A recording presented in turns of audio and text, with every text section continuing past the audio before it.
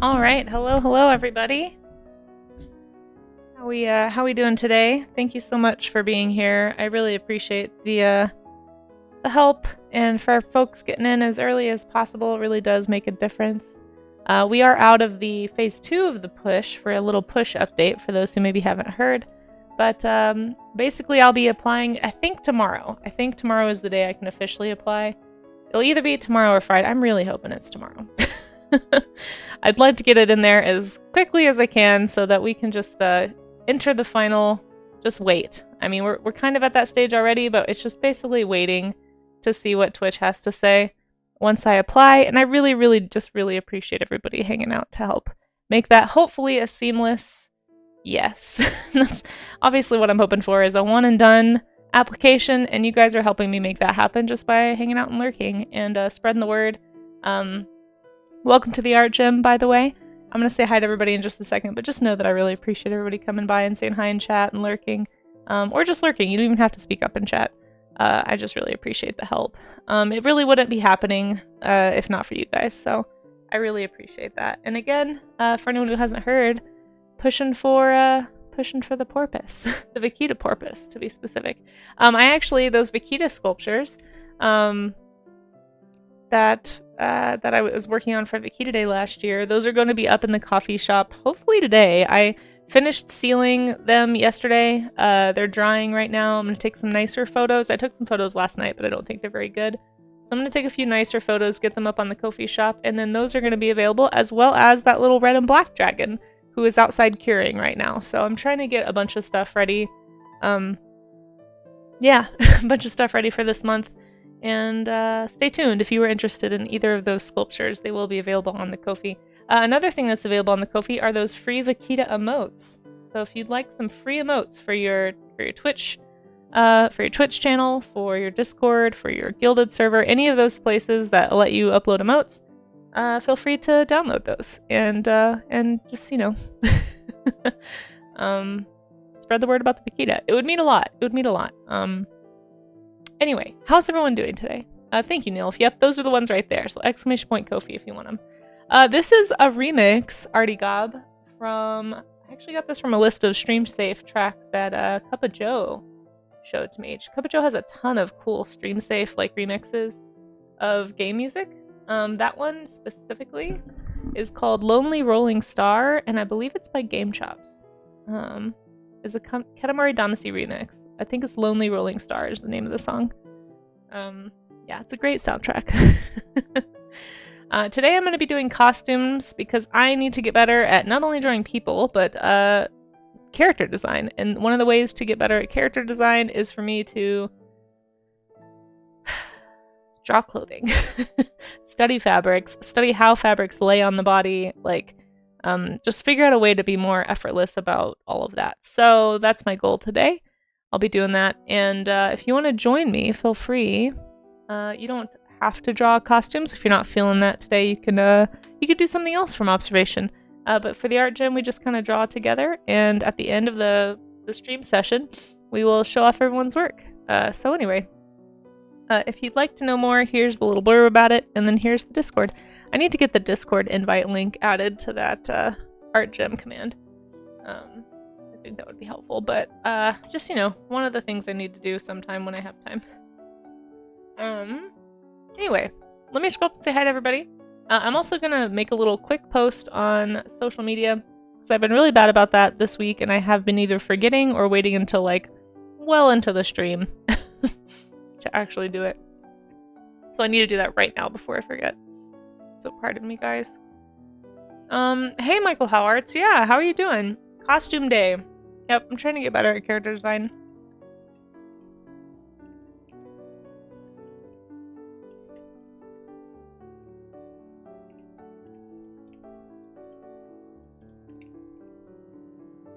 Alright, studying costumes at the art gym.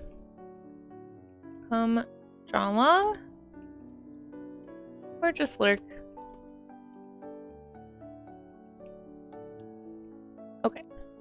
I'm gonna post this on the Blue Sky, and then I like saying the in front of anyone else. Like doing that when you're talking about a social media? I think it's very funny to say the Blue Sky or the Instagram or the Facebook. Anyway. Reminds me of a friend of mine that does it.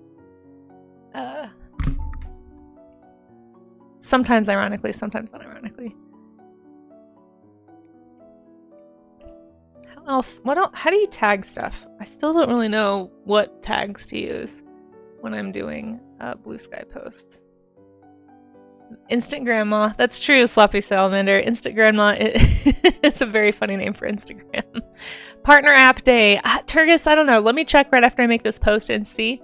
And I'll let you guys know. I need to count the days. It may not roll over until tonight. So I might be able to apply tonight. Or I might have to wait till tomorrow. But I have to wait for 8 full days to be in the first 30-day block. I think it's either I think it might be tonight or tomorrow. It's your son's birthday. Oh, Turgis. Well, happy birthday to your kiddo. Costumed human study time. Okay, that's my alt text. It's not helpful. Okay, let's do copy and post. Okay, happy birthday month. Thank you, Artie Gob. Yes, it is my birthday month. You got it right. Your son was born in a good month, Turgis. If I do say so. Aw, dang it, I just closed... Guys, I just closed something I needed to keep open. Why is technology hard for me? Okay, there we go. That can stay open. That would be great. Please don't crash, computer. Computer, I would really appreciate it if you did not crash today. If you could just hold off on crashing until we are done with the partner push, and then well, I still don't want you to crash, but then I won't worry as much. Okay, computer? I'm glad we had this conversation. You guys, please send encouraging words to my computer so it doesn't crash. I'm always a little stressed about that, I'm not gonna lie. I think I'm a little bit scarred from that entire month of crashes that we had back in March where I had to cancel streams in the studio for like a month and a half until I got it sorted. I'm still worried that's gonna happen again, so... Anyway. Alright. Got the post up on the Blueski. Good old Blueski. I also posted if anyone's interested in sharing... Oh, thank you. Some folks already found my Blue Sky post. That's really kind of you to share that. If anybody wants to, go check out my Blue Sky. There's a couple of posts, actually, you could share if you really wanted to. No jinxing, yeah. True. I did repost... I haven't reposted this in a while, but you guys, for those who don't know, just a little shameless self-plug here. I do have, on my Blue Sky, not only this post I just made about this stream, if you want to help promote that, but, if you're just looking for more art streamers, if you're somebody who's wanting to get connected with the art world on Twitch, I did repost my, last night. I probably did it at a bad time, but I reposted my starter packs. I made these starter packs like, gosh, 6 to 8 months ago. I've shared them once or twice, but it's been a few months, and I figured since I met a lot of people at the con this past weekend and just like talked to a lot of artists who were kind of interested lately in starting streaming, if you're looking for like some places to... like some people to follow just to kind of get a feel for like what kind of art is on Twitch. There's 2 starter packs here. There's 2 links. It's kind of weird looking, but if you click both of these, you'll get pack 1 and pack 2. So if they're almost full, both of these. I think the first one is full and the second one is close to full. But there's a ton of really awesome folks that are streaming that you maybe don't know. So I highly recommend, like Jim Lee. Did you know Jim Lee streams? Probably most of you knew that. But I've been trying to add people as I find them. But if you want to follow some cool artists, go, you can also help by reposting that as well. That's going to boost everybody on the list. And you can either like follow all, or you can just like go through individually and check out artists and see who vibes with you. There's a huge variety. There's animators, there's illustrators, there's comic artists, there's sculpting artists on there. There's all sorts of folks who do all kinds of art. And I kind of want to make one for makers and crafting too, but I think there might be a makers and crafting. So if you know of a makers and crafting Blue Sky starter pack, I think possibly Crafty made one. Because I know there's like all other types of art too, but I mostly stuck to like the industry arts on this list. Like, I just broke everything. Jeez Louise. Anyway, feel free to check it out. The prediction. Oh yeah, the prediction from yesterday. Did I finish that? Choose outcome. Yeah, so I did many more yesterday. Yesterday I did like 7 studies. So we're gonna say many more. Sorry, that was from yesterday. Many more. Okay. So there it is from yesterday. Let's start a new one for today. How many studies will Casey do today? Same one. Starting prediction. there you go. Feel free if you'd like to predict. But let me scroll up and say hi to everybody, and then let's get started. Yeah, I did like 7, I think. Let me check. I want to say maybe it was more. I did figure drawing. Let's see. 1, 2, 3, 4, 5, 6, 7, 8, 9, 10. I did 10. I did a lot. They were timed studies though, to be fair. I was doing gesture, like figure studies. So, did a bunch. Did a bunch yesterday. Okay, so today's prediction, if you'd like to predict on today, how many studies will I make? It's just a little fun prediction. Stick around to the end of stream if you want to see the result. And also feel free to lurk. Feel free to lurk and help with the push. That is super helpful also. Okay, let me scroll up to the top of chat and say hi to folks. Thanks again to everybody who got here at the start of stream and everyone who's still trickling in. Seriously, getting here within the first like half hour of the stream really, really helps a lot. So I appreciate that. Yeah, I just appreciate the boost. And thanks again to people who keep sharing the stream and yeah, just like suggesting this for a raid target to help with the numbers. The numbers still matter, even though we've gotten through the first 16 days. It's just more of like a waiting period now. I'm going to be applying, like I said, either tonight or tomorrow. It depends on when the rollover happens, but I'm going to be watching pretty closely. And we'll see. I'll let you guys know. Hopefully we'll hear soon. And yeah, again, thank you guys for lurking also, not just for the partner push, but also just in case it helps Twitch decide to potentially let me be at TwitchCon. I think I've applied to Artist Alley, really hoping that they will let me in. I know there's like way bigger artists out there that have applied, and I've heard it's really, really competitive, but every little bit helps, and I'll be keeping you guys posted about what they say. I'm anticipating a no, because I've heard it's really competitive and tough, and I am new. I've never done it before, so they don't know me. But I am trying to be hopeful, so I'll keep you guys posted, and hopefully we'll hear some good news about that. It'd be really cool to get to go. Okay. So, I think, let's see. Did anyone even redeem first? I see a second. Let's see. We have a second from Marcus. Congrats on second. And a first from Miss Caprical. Congratulations on first. Thank you both for being here. Hydrate. And of course, Germs Jern, I see you at the top of chat. Thank you for popping in so early. And Spacey 3D, I appreciate you. Kudo, thank you for that lurk. It means a lot. I don't know if you're still here, but I appreciate that. Blue Skittle, hello. It's great to see you. And thank you so much for coming in. I'm honored. Silvolp and Neilf, welcome in. Always good to see you. Thank you so much for the hype there, guys. I appreciate that. I do see the Dropping Animal.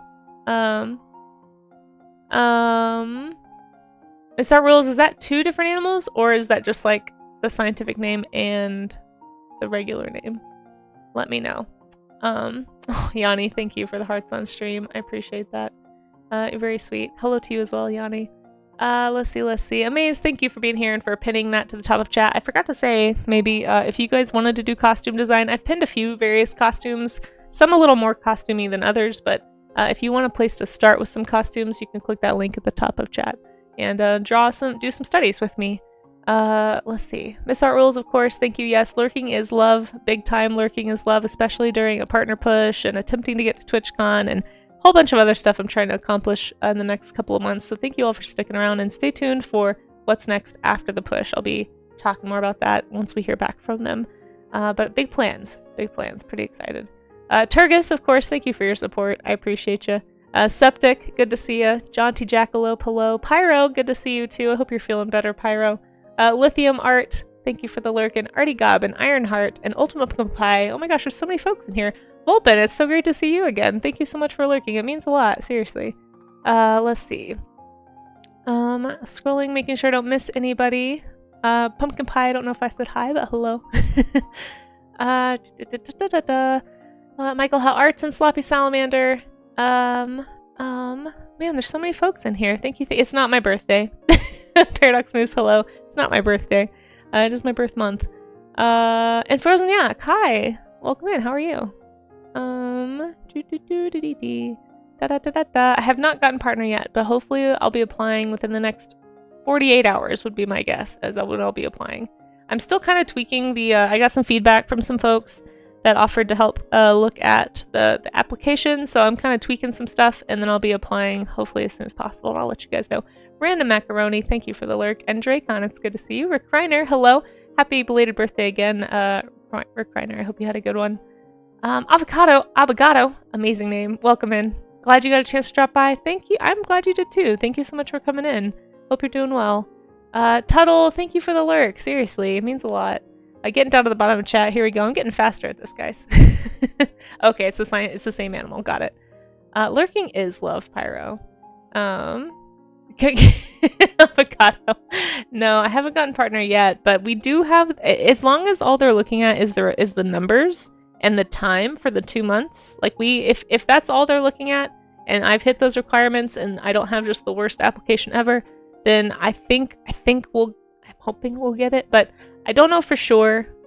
For anyone who who had a sub doodle, by the way, if you guys didn't hear this on the last stream, for the doodles for subs, those will be happening this afternoon. So I'll basically just be doing a sub doodle catch up for the sub zoo. So thanks again for everybody who subbed last week and this week, and we'll catch up. We'll catch up this afternoon. Every day in July is not my birthday. Party cup. It is my birth month. Yeah. I know I'm kind of weird about. I don't want people to feel like they have to do anything on my birthday, I guess, and that's why I feel. I don't know. I don't really celebrate my birthday in real life, and so it feels weird to be like, "Hey guys, it's my birthday," on Twitch. But you know, if I get the partner, I did promise if I get like the partner approval on my birthday, then I'll let you guys know. I will say I hope it doesn't take that long. A few people in chat have gotten close to guessing my birthday, but not quite. I said it one time, did I? I don't know. There's a couple of people who know because they've known me for a while, or they know me IRL, but I don't know. I just don't want people to feel obligated to, like, I don't know. I feel strange about limelight, which is very funny coming from a streamer, right? But that's part of why streaming is awkward for me and why it took me so long to get over my fear of the internet to actually, like, interact with people.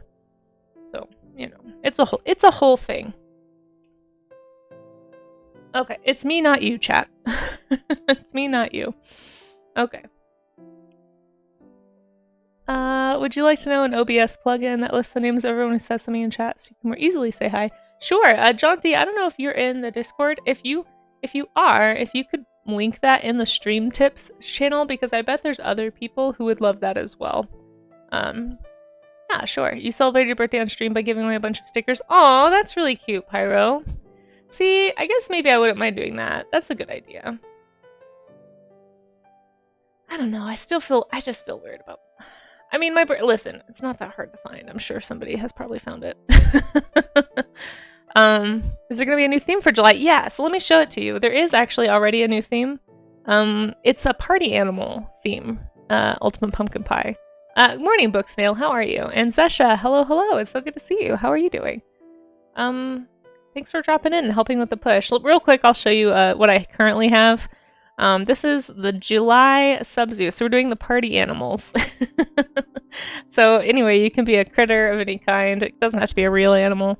I'll put a party hat or something on it. If you sub or gift a sub, that's how you get added to the sub-zoo. I've got a list of missing animals right here. And my idea with this is at the end of the month, anybody who still has a question mark by their name, I'll just have them on like a missing animals poster, like that. You know, I'll make it look like it's like pinned to a tree or something funny like that, and make it part of the image. Because I still want to thank people, even if they didn't want or didn't request a sub doodle. But you can sub or gift a sub to be added for a little drawing with your name on it. And then 5 gift sub bomb is how you get color. And then 10 gift subs is sticker giveaway. It gets triggered. 20 is a 5x7 print giveaway, gets triggered. I haven't ever had more than that, so I don't know what I would do if there was more than that, but I'll figure it out if that ever happens.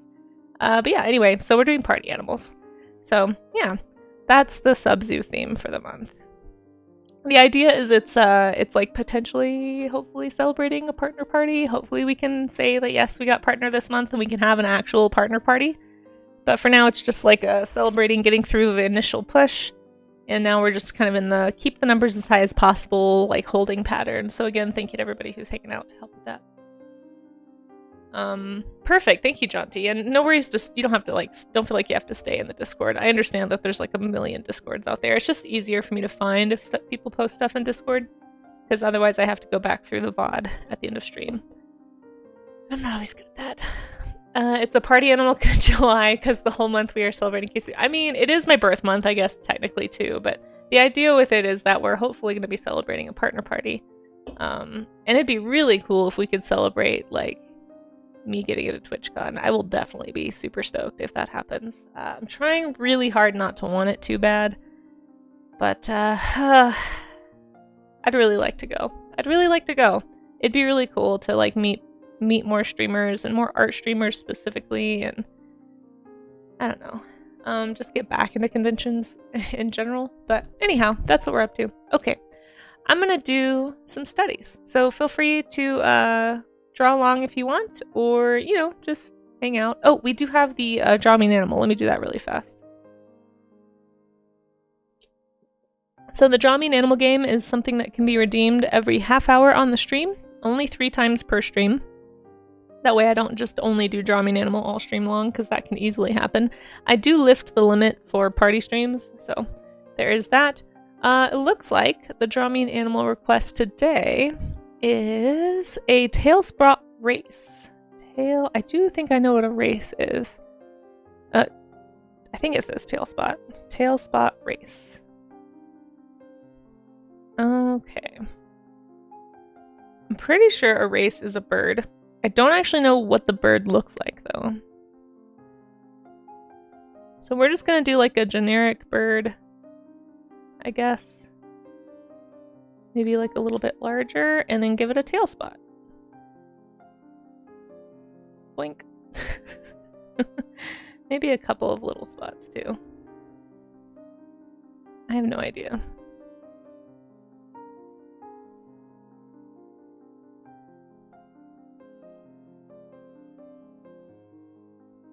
And just because I'm really into birds that have like eye markings lately, we're just gonna give it a little eye marking too. But yeah, I'm not sure what this bird looks like. Oh, I'm supposed to have 5 minutes. I forgot to watch the timer. Okay, it is 9:29. We'll just say I've already been drawing for a minute. I don't think I have been, but that's okay. So basically the way this game works is no hints in the chat. I'm just gonna guess based on the name of the animal what it looks like, and then we're gonna go learn about it. It's just a fun excuse to learn about a new critter. And it gives me a chance to get my animal nerding out of the way. For those who've been around for a while, you know that I definitely enjoy a good critter ramble. So yeah, we'll learn about this one, and then we'll get back to the studies. So it's a little warm-up for my warm-ups, in other words. Happy bird with a little attitude, is it? Nice. Or you just mean this drawing? Yeah, definitely he's got a little attitude. I guess we'll find out. Oh wait, a wrasse? I don't think a wrasse is a bird. I think a wrasse is actually a fish. Oh shoot, it's not a bird at all. Oh crud. I just think I remembered what a race is. I'm pretty sure it's a fish. Hold everything. Stop.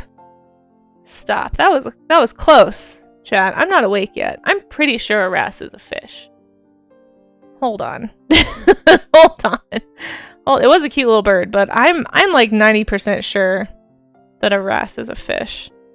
Almost tricked my own self. If it's actually a bird, I'm gonna give up. If I was actually drawing the right animal, I'm almost positive though that a wrasse is a fish now that I think about it a little more. Oh no, my eraser's not working. Help. Help. Why is my eraser not working? I need it.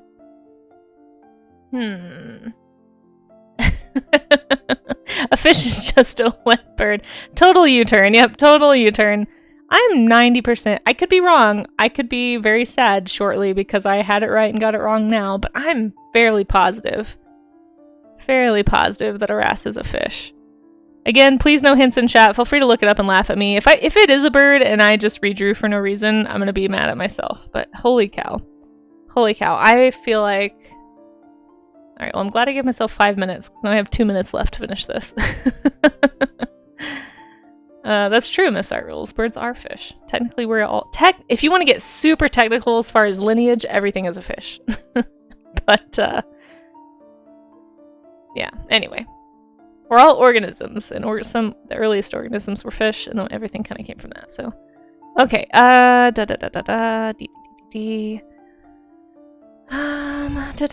thank you for that follow. Alright, we're playing this game, guys. Don't give the hint. Don't give me any hints. Feel free to keep laughing at me. I probably got it wrong. I got like 30 seconds. I had to do a total redraw because I decided last minute that a wrasse is actually a fish. If it's actually a bird, you guys, I'm gonna be really upset. Let's do some like spots along the side here. Okay, tail spot wrasse. Oh my gosh, you guys. Let's see. I'm now conflicted. I cannot remember if a wrasse is a bird or a fish. Tail spot wrasse. Please be a fish. It's a fish! Oh my gosh. Whew, that was close. I almost drew a bird. Imagine drawing a bird. Hey, Sarah, welcome in, welcome in. Oh, you're all good. It was so great to meet you at Denver Fan Expo. How did the expo go? They're very good for a 2-minute panic drawing, yeah. Yeah, I definitely almost did the wrong thing. Guys, go give Song of Usara a follow. Or is Usara? I'm not sure if I'm saying it right. I'm so sorry. It's a local artist I met at Denver Fan Expo that also streams here on Twitch. Had a great time. I had a good time too. I got to meet a lot of cool people, yourself included. But yeah, it was really good. I was only there Thursday and Friday. I didn't end up getting a table because they just didn't take me off the wait list, which is fine. I'm going to reapply. I think applications open soon for people who didn't already have them. I'm trying to keep an eye on it, but I need to be paying more attention probably. It's been a busy week. Hopefully I didn't already miss it. That would be devastating. Anyway, you would apply now. Is it open now? I will. If it's open now, I will reapply. I'm on the wait list still, but I will reapply for sure. Okay, so we are playing Draw Me an Animal game where I had 5 minutes to draw what I think an animal is based on the name alone. I started drawing a bird and then realized somehow that a wrasse is actually a fish because I forgot. So here's the fish. I did not draw the fish correctly, but it looks like there is quite a bit of variety. And it does have some yellow. It only has one tail spot, but that's okay. Tail spot wrasse. I'm not sure how to say it. There it is. It's actually really, really pretty. Oh, I drew a female, obviously. I drew the more yellow female / juvenile, clearly. Still didn't really get it right, but it looks like it's a very common aquarium fish. Let's learn a little bit more about it. So, species of wrasse in the Western Pacific from Japan and Samoa and Tonga to south of the Great Barrier Reef. Species found along rocky shores or coral reefs. Popular display in aquaria. Ooh, aquaria is a fun name. Can be found in the aquarium trade. The male is more vibrant in color, and when placed in the vicinity of one or more females, may flash his colors with dramatic and increased intensity. Oh, that's cool. It changes color. Female can be easily identifiable from male from the presence of ocelli markings on the dorsal and caudal fins. Oh, so the female actually has the spots. Okay, so the male is brightly colored, and the female is the one that has the spots. Well, if you want to learn more about this critter, I'm gonna say I got like 50% right. You know? There we go. Beautiful. Very, very cool. Well, there is more about the tail spot wrasse. I still don't know how to say it. It might be I know they sent out a rebooking application. Okay, yeah. I knew they had let the rebooking already happen. I think the rebooking closed. The rebooking window already closed, I think. So maybe, yeah, maybe they have... Here, let me pull it open right now so don't forget. Denver Fan Expo. Let's see if I can apply. Apply. Professional creator? Panel submission? Professional creator? I'm not really sure what any of this means. Professional creators?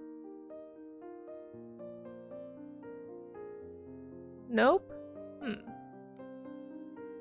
Become an exhibitor. There we go. Okay. Artist Valley. Apply for Artist Valley. Okay, yep, you're right. It is available now. So, I'm going to go ahead and do that. Thank you for the heads up. I'm going to go ahead and do that right after stream. Apply for 2026. Yep. Definitely. Thank you for the heads up. Yeah, hopefully I'll see you there. I applied last year and they said no, but I've been on the wait list for a while. Hopefully I'll make it in. We'll see. Hopefully, we'll see. Maybe I can say that I've been Twitch partnered, and then maybe that will give them a reason to let me in. I don't know. Thank you all for helping me hopefully be partnered so that I can get into Denver Fan Expo, because they won't let me in any other way, apparently. Oh my goodness. It's so... Yeah. Everything is just so... Okay. But yeah, thank you, Miss Art Rules, for that Draw Me an Animal. And we'll get back to the costume studies. We're doing costume studies today, if anybody wants to participate. Out of all the animals in the world you could have drawn, I would say you were at least 99%. You give me a lot more credit books now. Okay, I'll give myself a passing grade. I'll say that I got... I'll give myself a little check mark. We'll say that I got 70% of the way there. I used to be a teacher, so anything below a 70 is a fail. So I'm gonna say I got a 70% correct.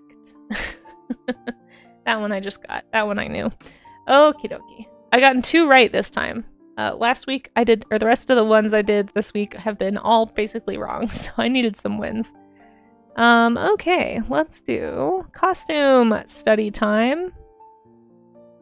Excellent, excellent. So studying costume, I'm not going to worry as much about like anatomy and stuff. I'm just mostly going to be focusing on proportion. So I'm going to really quickly like sketch in the rough shapes here. Wait, why is this not letting me draw? Here we go. Sketching in some rough oh, you know what I forgot to do? Shoot, where's my phone? I forgot to post that I was streaming on Instagram. I'm always bad at this. Yeah, maybe a maze. I don't know. I've gotten in before with no influence, so I'm not sure what's changed. Like it used to be my home show, and I literally had nothing. So I don't know. We'll see. I don't know. It's so weird to even think of myself as having influence, because like, you know, I've said this before, but just like spending over a decade at this point on social media trying to get my art out there and just getting nothing in return is it's just weird. It's weird to think that I have any leverage, but I don't know. I guess times do be changing. They're both ocean animals. That's true. Yeah, thank you again, Usura, for that heads up. I will make sure that I apply after stream. Hopefully I didn't miss anybody else in the chat. If anyone else said hi, Mustache Mike, hello. I knew I missed somebody. And AJ, thank you for coming in as well. Okay. Sorry if I missed anybody while I was doing Drumming Animal. Dangerous Buttons, I see you there. Just doing a quick little scroll up to make sure that I didn't miss saying hi. So when I'm doing studies of clothing, I just mostly want to get like basically a mannequin underneath. So I'm going to kind of loosely draw so I can see like there's like the general pose of the person there. I'm trying to think about what I know about anatomy. We did studies yesterday of human anatomy, right? And I can kind of see the way this pose is, the way this person is standing. And so I just want to make sure that I kind of get the basic structure in before I get too involved in details for the clothing. But I am trying to focus on. I think I got these proportions wrong, actually. I think his leg is too short. Yeah, I don't know. Anyway, we'll figure it out in a second. But little things to pay attention to, like how the hands in the pockets are pulling the fabric forward. Like that's an important detail, right? Hey, thank you for that follow, Lotu. I appreciate that. Thinking about how the figure is grounded is important as well. Yeah, that leg is too short, for sure. Whoa, how do I get that to go away?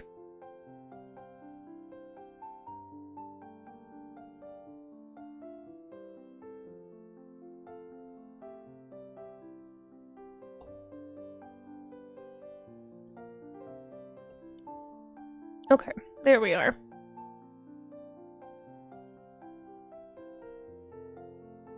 Yes, costumes are not my forte, so this is basically all a learning exercise for me. And partly why I studied figures first is so that, like yesterday we did figure studies, for those that missed it, is so that I could kind of feel this out a little bit more after having done a little bit of warm-up with humans, so. Hey, Rue, how's it going? You forgot it was Wednesday? Hey, listen. I never know what day it is.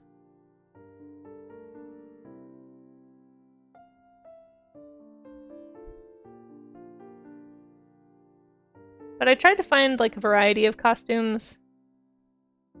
So again, if anybody wants to peek through the costumes folder, maybe find something that speaks to you, or maybe find a costume aesthetic you don't normally draw. The whole point of the art gym, for those who haven't heard already, is to challenge ourselves to do something that's kind of outside of our wheelhouse. For me, it's anything to do with humans. I do a lot of nature, I do a lot of like flora and fauna, creature design, that kind of thing. So anything that's going to be like more mechanical or industrial or just human related is pretty much outside of my wheelhouse, and I would like it to be a little more in my wheelhouse. So I'm trying to put in the time to work out, right? Work out those muscles that are not very strong. It's the idea of why we call it the art gym. So I invite people, if they'd like to join in and draw along with me. you're always welcome. And, you know, if you'd like to share your progress, you can post that in the art gym section of the Discord. So, kind of wish you did some yesterday too. I mean, yeah, you can always do some figure drawing today. I mean, anyone who doesn't want to do costume drawing, or you just don't feel ready for this, or whatever, maybe do some figure studies instead, or draw your cat, draw your hand. I mean, everyone always talks about how tough hands are to draw. You got 2 of them attached to your body at all times, 2 walking references. So, maybe draw your hand. Try and figure out the hand. That's always a worthwhile pursuit. Shoes, I feel like, are another tough one, at least for me. I need to do more shoe studies, probably. We did one a while ago where I actually drew my own shoes, which was kind of nice, but I guess I do have an extra pair of shoes here in the studio. They're kind of beat up. They're like my farm shoes. So I don't know if they'll be that helpful, but... Organizing the mind and schedule now? Nice, Rue. Well, I hope it goes well for you. Sorry, I've got like some lingering crud, I think, from the convention.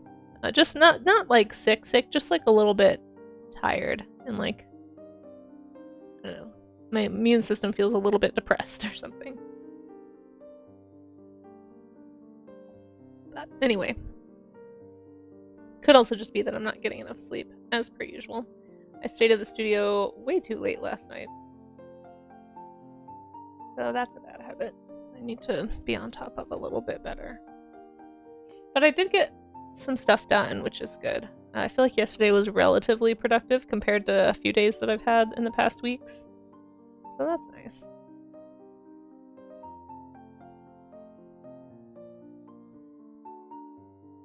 I always seem to sleep better at night when I've had a more productive day. If my day has not been productive, I think I struggle to sleep because I feel like I needed to do more or something. I don't know if anyone else is like that, but my brain certainly is like, hey, you didn't earn this.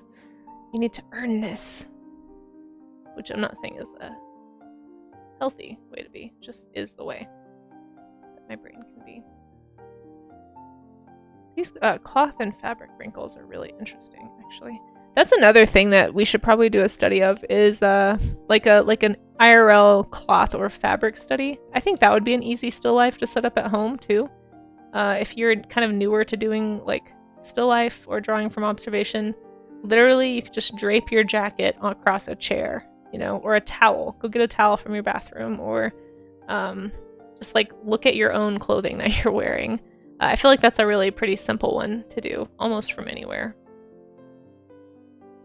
Maybe at your place of work, there's like a spare uniform or an apron or something laying around, and you could just like lay it across something. I think, yeah, fabric study might be a really good one to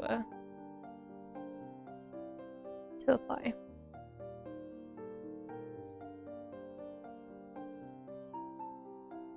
I'll have to add that to the list for next month. Speaking of, if anybody has a topic that you would like to study, you can always suggest topics either in chat, or actually probably even better would be the Discord in the stream event section, because then I can actually remember to write it down. Sometimes if things get suggested in chat and I don't have like a place to reference it, it can be hard for me to remember what it was and I don't always have time to go back and review VODs to find stuff, so... Very much open to topics, though. If there's a topic you think we need to address. I definitely want to do more vehicle studies. I can't remember if we did a vehicle study on the schedule this month. I'll have to check at the end of stream, but you can always go to the stream schedule section of the Discord and find all of the art gym topics that I have planned for the month. Do mascot suits count as costumes? I mean, I guess technically, sure. If you think that would be a helpful thing to study. My whole purpose in studying costumes is that I want to get better at character design. So I guess if you wanted to make a character who wore mascot costumes, then sure. But you have to remember your purpose in studying, I guess. Ask yourself why you're studying the thing. Like, what are you trying to get better at? For me, like I said, I want to be more familiar with, like, just drawing clothing on people and drawing, like, different types of clothing, not just, like, the same, if you always draw dresses or you always draw suits or you always draw XYZ. it can kind of put you into a pigeonhole where you don't feel comfortable drawing other things, and it's kind of hard to break that the longer you stay in that mode. And so for me, I don't really have something that I'm like good at drawing on costumes because I just don't draw people, period. So for me, I'm just trying to get like, I tried to pin a variety of costumes because I want to get better at drawing people, like drawing people in uniform, drawing people in work clothes, you know, it can be like a work costume, a work, you know, whatever. But it's kind of up to you, Dracon. So, like, if that's something that is a goal for you, go for it. If you have a character you want to draw in a mascot costume, go for it. If you just want to do it for fun, go for it. Everyone has different goals. Like, for some people, art is just a hobby. And if it's just a hobby, like, just draw whatever you want. But if you're trying to get better and trying to challenge yourself, I would just say you have to, ask yourself what you're comfortable with and what you're not comfortable with, and see where you need to grow and kind of address that as you go.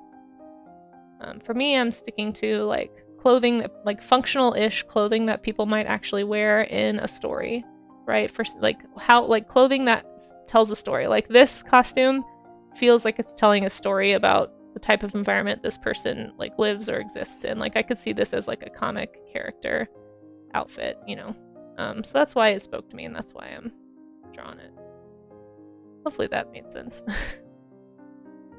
But everyone's on a different journey too. Like, again, some people are not taking art as seriously as I'm trying to.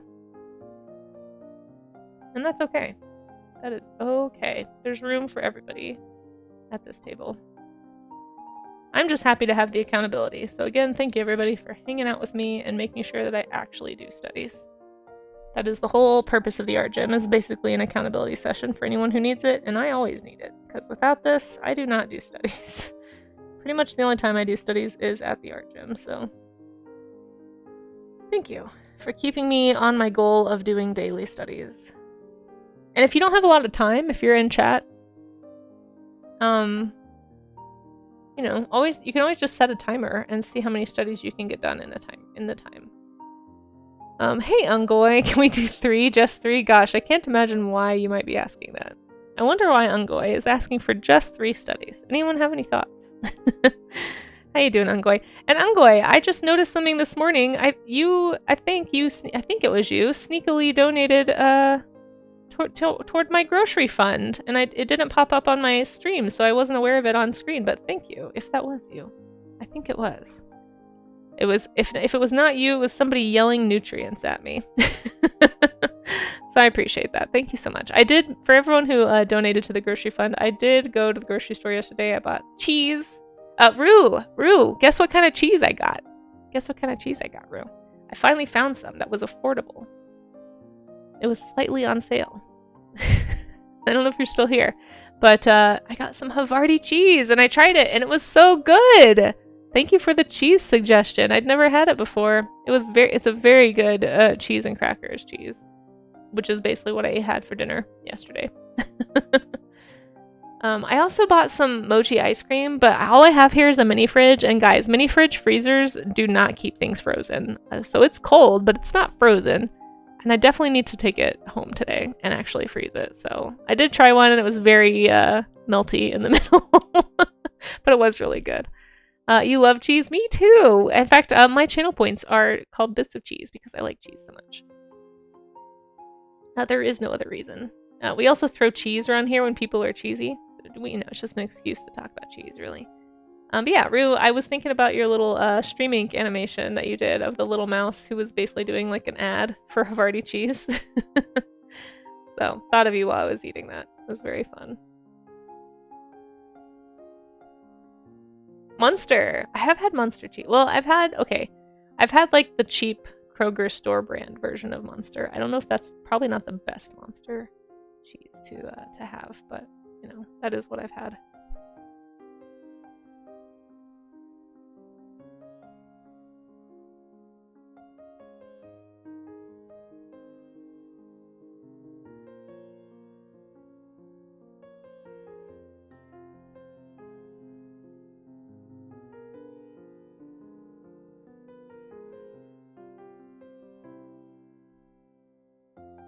I don't want to get too into a portraiture, but I do like this, the face of this guy. Just feels like a comic book character, this dude. Casey stout cheese? What is stout cheese? Ever had Irish stout cheese? No. It's like sharp cheddar that melts in the mouth. Oh, I'll have to look out for this. See, now I have to find more cheese. Oh yeah, sometimes I just bite into cheese like a ravenous mouse. Sometimes I'm all nice and I'll cut it and I'll save some for later. Raise your hand in chat if you sometimes just nibble at the block of cheese like an absolute heathen. That would be me. Make a story for this character. Apocalyptic, Mad Max-ish environment character. The world is a wasteland because of pollution and human ridiculousness, and he is one of the last survivors. That's my story. Probably super stereotypical, but you know, that's what he looks like for me. That's what springs to mind. He's got his little camping cup.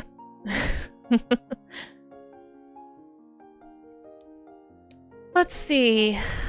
You too? Yeah, same. Avocado. Yep. Hey, Kepper. Welcome in. Welcome in. Cheese! Do you own a cheese knife? I own a regular knife that I cut cheese with. Does that count? Double under cheese with Irish stout. It's got a green wax. I've not heard of any of this. I'll have to keep an eye out for it. Artie Gob. Alright, I'm gonna do another study. Amaze, are you trying to make me spend more time on this because you only thought I would do one today? Is that why you're asking me these questions? I'm on to you. I'm on to you. Well, here's another really fun. I'm gonna save this one for later. This one's kind of in the same vein as this piece I just did, so I'm gonna save that. But got a lot of options here. Let's do like a. Ooh, I like this cloak. I feel like the person has been edited out of that though, so I don't know if that's gonna be particularly helpful. I'm trying to find costumes on real people. I think that's going to be the most helpful for me.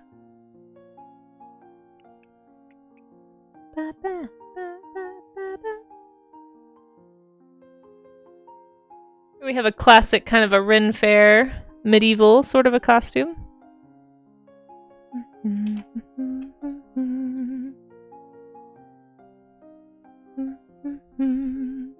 Trying to do a character creation challenge. Oh, I see. Yeah, no, I mean, I like world building. I like asking questions about characters. I just have no interest in doing that for humans is the problem.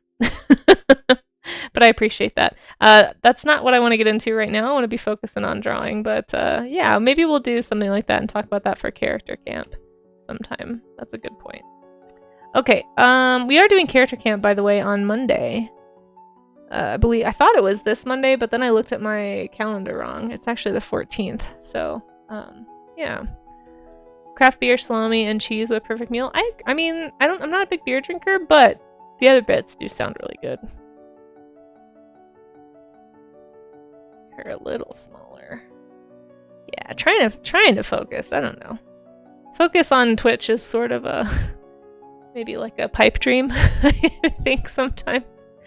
Cheese knife fun. Do I need a cheese knife? Why can't I just slice cheese with a regular knife? What's the problem? Can someone explain to me why it's better to have a cheese knife?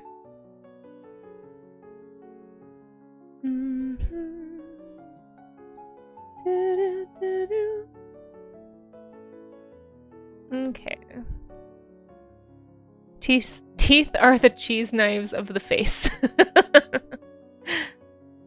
Yes, agreed. Big agree. Cheese knives are designed to rough up the slice, allowing for more flavor surfaces. Flavor surfaces? What does that mean? That is some bougie sounding words that you've smashed together just there, Marcus. Flavor surfaces. Belgium yeast. I'm just not a big beer drinker. Have I had cheese fondue? I don't know. I've had melted cheese on top of stuff. Is that the same thing? Listen, I'm obviously not very bougie. I'm obviously not a bougie person. I will eat pretty much anything unless it's a pickle. I only like sweet pickles, and even then I'm not gonna like choose a sweet pickle. It's more like if I happen to encounter one, I'm not gonna like take it away. But like a regular pickle, not a big fan. I don't really like vinegary or bitter things. So like pickles, alcohol, just anything with like that bitter sort of like, it's just not like coffee. And just not my palate. It's just not my palate. But you know, pretty much anything that's not that, I will enjoy. Pickled watermelon rind is the exception. It is a type of sweet pickled item, yes. And I don't mind a pickled, like, something in sushi that's pickled. Like, that I don't mind. It's, like, crunchy and just a little bit of that tang is okay. Like, I can tolerate it. But I'm very particular about what kinds of, what kinds of pickled things I will eat. And it's not very, the list is not long. A lot of refined things. Yes, refined. Refined. It's like, it's so funny. It's like every time I tell people I don't like coffee, they're like, oh, just drink more of it. Eventually you'll get there. I'm like, but why? Like, why put myself and my taste buds through that? Like, why not just eat things I like? It's not like I'm a picky eater. I pretty much will eat just about anything. It's just there's like a very small list of things that I don't enjoy, and I don't see the point in expanding my palate to force those into my diet when I don't like them. I don't know. Coffee is bitter, exactly. That's called addiction. Yeah, exactly. You can eat the rind pickled. Yeah, so Artie Gob, if anyone wants to see, so I actually did make some pickled, oh my gosh, did I break my sunglasses? Oh no, okay. Got really worried there. I was like, they stayed on my head. They should be safe. Okay. If you go to...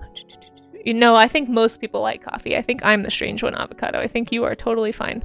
If you go to the food share section of the Discord, I shared not too long ago, I think, my watermelon pickles. I think I shared them somewhere else too, because there's like another picture of them. But watermelon rind can be chopped up and pickled in apple cider vinegar. It's got basically apple cider vinegar, a ton of sugar, and some spices. And so it essentially tastes like a crunchy apple pie, which is why I like it. So yeah, it's very, very loosely. If you look up watermelon pickle, I think I posted the recipe one year.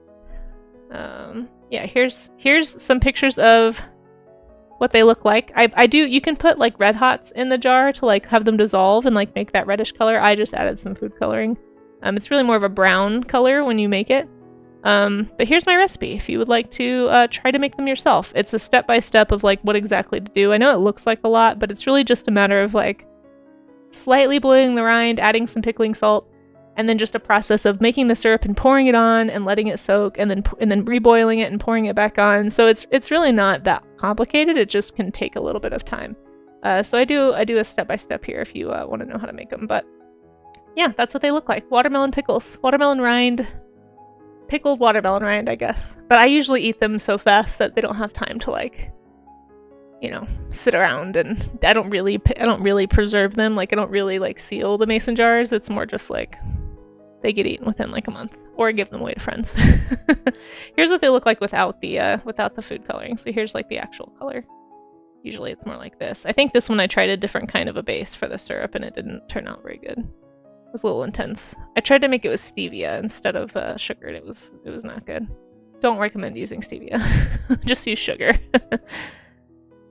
Yeah, it's like an old family recipe that I've modified a little bit. My mom and my grandma made them all the time.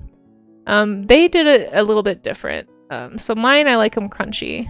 And so I don't boil them very long, but you can boil them longer. No, I don't mind at all, Old Mapung Pie. Yeah, if you search the recipe in the Discord, just type in watermelon pickle, and you'll find the recipe. I shared it a couple years ago, I think. You don't like coffee either, Zesha? See, I'm not the only one then. I'm not the only one. You like black coffee, already got? Nope. I'm out.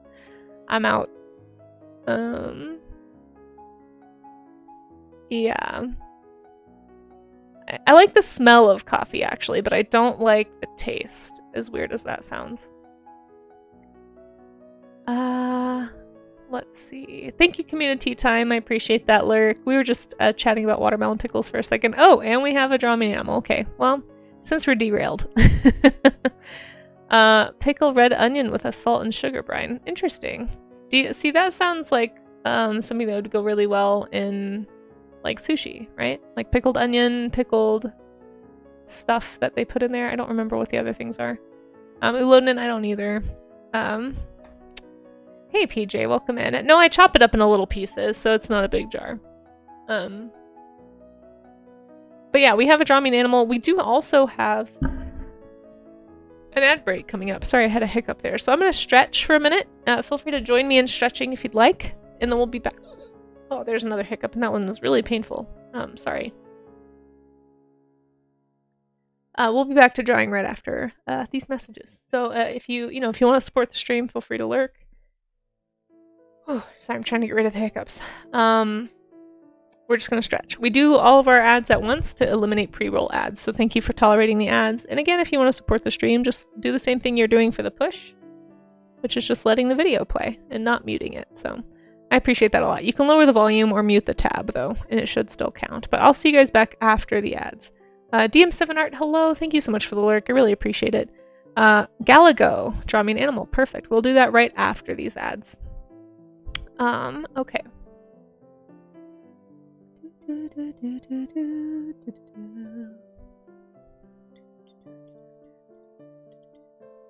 Okay, so I think the ads have started. I'm going to do a little posture stretch, boys and girls. We're going to take the hunched shrimp posture and just overcorrect and push the shoulder blades together. That was a cheesy joke. Indeed. Sushi, sandwiches over rice with a protein. Okay, yeah, sounds really good. Yeah, I don't mind that, I guess. But like just like a dill pickle or a bread and butter pickle or whatever, I'm just not a fan. Just not a fan of like your average pickled cucumber, I would say, just on its own. I always take it off of sandwiches or ask for it not to be there. I don't really like pickle juice. It's just anything super vinegary. I don't understand the appeal.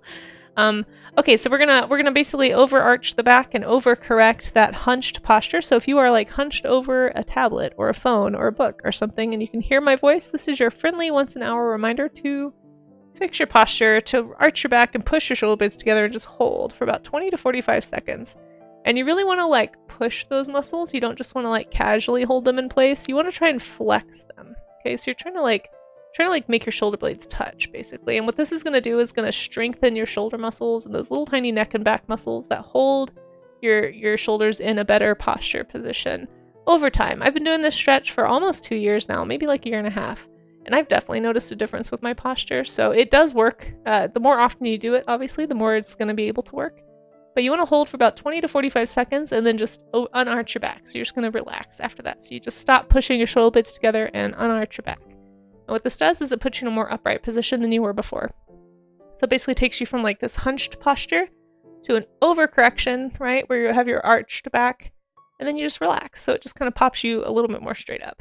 So that's supposed to be one of the better stretches to do for posture.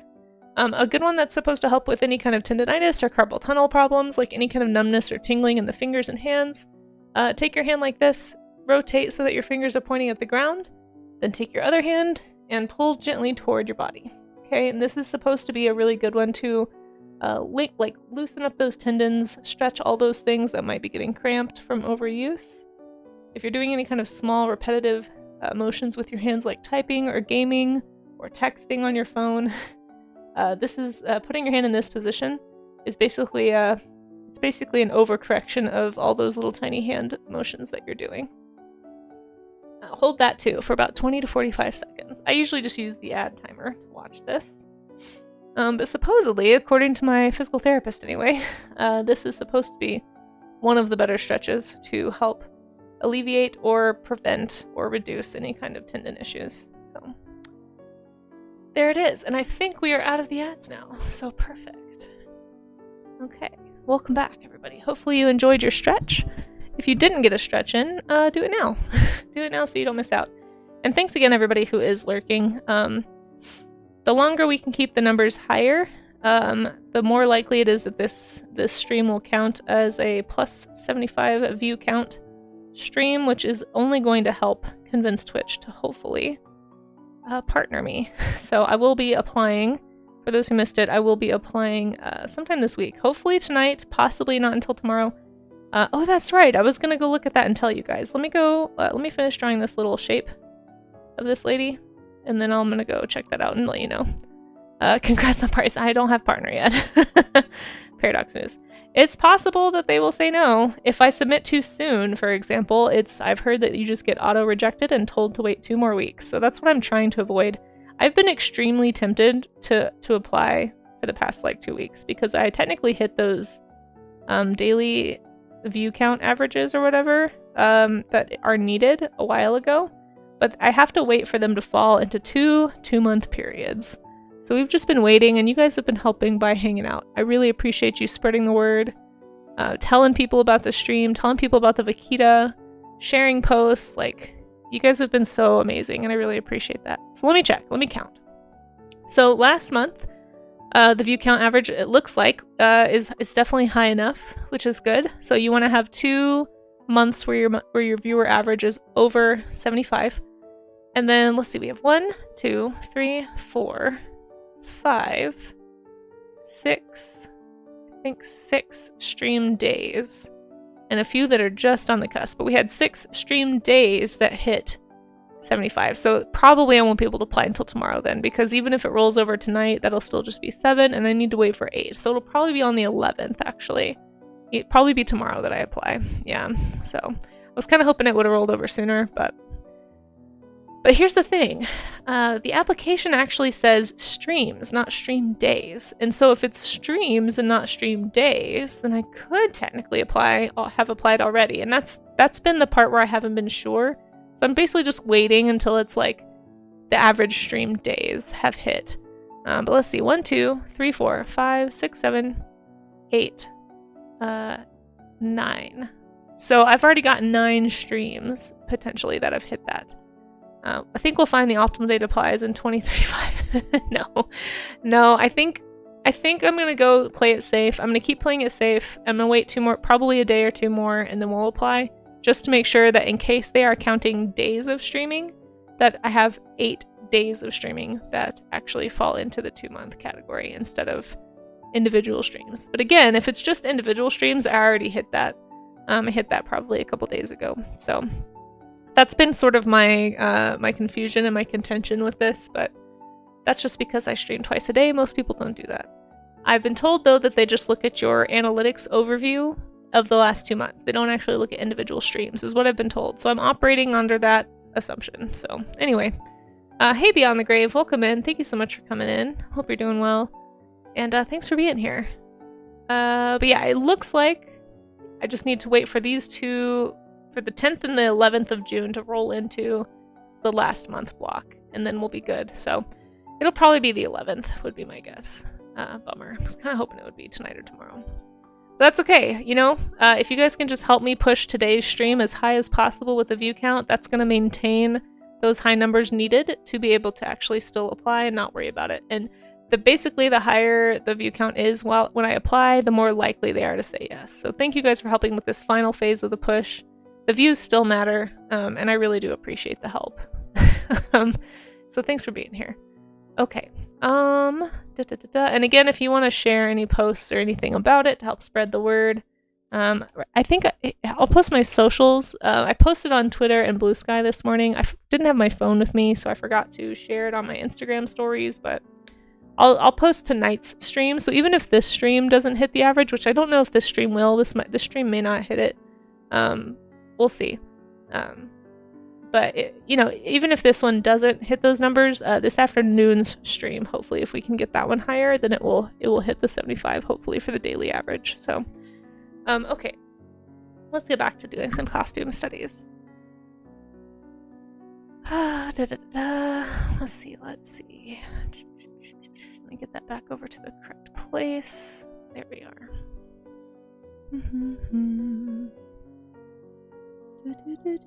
Oh wait, and I have the draw me an animal. Okay, let's do that really fast. A draw me an animal for a Galago. Galago, I don't know what that is. Nope, no idea what this is. I'm just gonna draw a bird. Maybe this is the bird I was trying to draw earlier, because I have no idea what a Galago is. It is 10:12, so I'm gonna draw a bird. I have 5 minutes to draw. I'm just gonna draw that bird I was drawing earlier, basically. Because I don't know.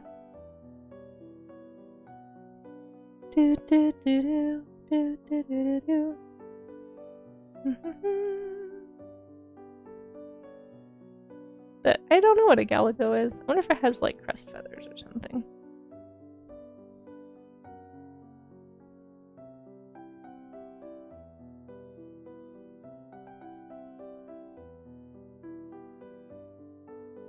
So basically with Draw Me an Animal, it's just a little game we play about, you know, about once every half hour.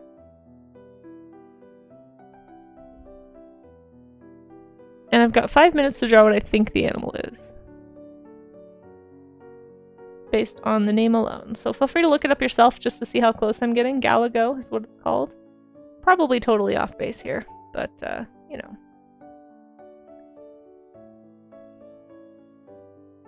We'll see. We'll see. Usually when I don't know what something is, I guess either a bird, a fish, or a bug. Because I feel like those 3 categories make up the majority of animal life on the planet, so I have pretty good odds when I don't know of guessing correctly. But sometimes I'm very wrong, and it's like a tiny mammal that I've never heard of.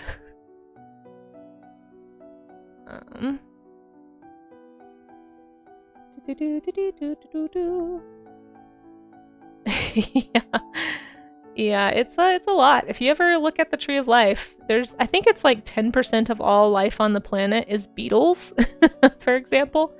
I think that's a statistic that I learned recently. I could be wrong about that, but there's so many beetles.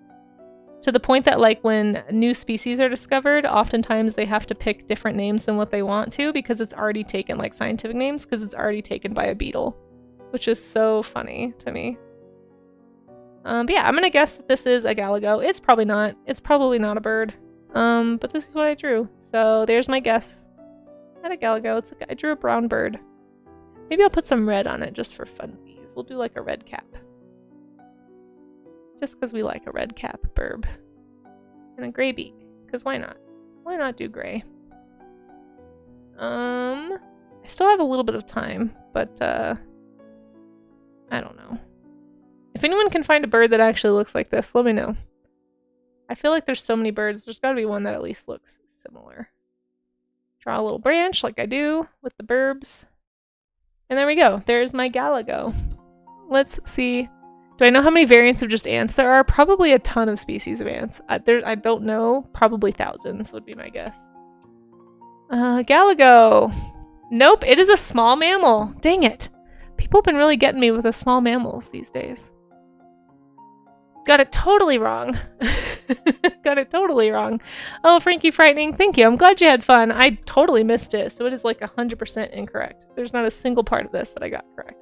Galago is apparently another word for essentially what looks like a bush baby, yeah. Or like a little eye. But let's learn about it. It's very cute. I've never heard of this name for this animal. It's also known as a lesser bush baby. So if that name had been used, I would have gotten a little closer. So, you know, I didn't because I did not know this name. It's a bush baby. I guess galago is maybe the more official name, but I've heard of them as bush babies before. Nagapais, never heard of that either, which means night monkey. Oh, nice, in Afrikaans. Small nocturnal primates, native to continental sub-Saharan Africa. They make up the family Galligidae. They are considered a sister group to the lorises, basically. So, according to some accounts, the name bush baby comes from either the animal's cries or its appearance. The Ghana name, Aposor, is given to them because of their firm grip on branches. In both variety and abundance, the bush babies are the most successful strepsiheran primates. I don't know what that means. Strepsiheran. Suborder of primates that includes lemuriforms. Oh, so lemurs, galagos, lorises. Looks like colugos are in there too, potentially. Is that a colugo? Hold on. What is this picture? Oh no, that's a skeleton. I was like, what am I looking at? Okay, so it's like the eyes, the lemurs, this whole group. Interesting. That's like a whole separate group. I did not know that. But this is what a galago looks like. They're very cute. It's like a little tiny little bush baby. They are pretty cute, these little guys. For a primate. For those who've been around for a while, you know that I'm a little bit, I don't love primates, but when they look so animal-like and not so people-like, I don't mind them at all. Like lemurs are great. These are great. Galagos, the bush babies. Eyes can be a little weird, but I still like them. But this is a huge group. Look at all this. There's like a ton of them. Very cool. Well, if you guys want to learn more about the Galago, I had no idea they were called this. I've only ever heard them called bush babies before. I'm going to post this link in the chat. Feel free to go check it out. But yep, I got that one totally wrong. Totally wrong. Bonus points, though, if anybody can find a bird that actually kind of looks like this. Little red cap, some white stripes. I have no idea if it really exists, but let me know if you find one. If you're not working on something, of course, don't let me distract you. But it would be funny if there was a bird that actually looked like that. Okay, back to the studies. Isel, how are you? It's good to see you. Where'd my pen go? Thanks for dropping in. How are you doing? Hope you're doing well. More than 13,800 ants of an estimated 22,000 species. Holy cow. Yeah. Insects are the most prolific group on planet Earth. Like there's a billion insects to each person that exists on the planet, something like that. It's wild how many. It's like an unfathomably large number.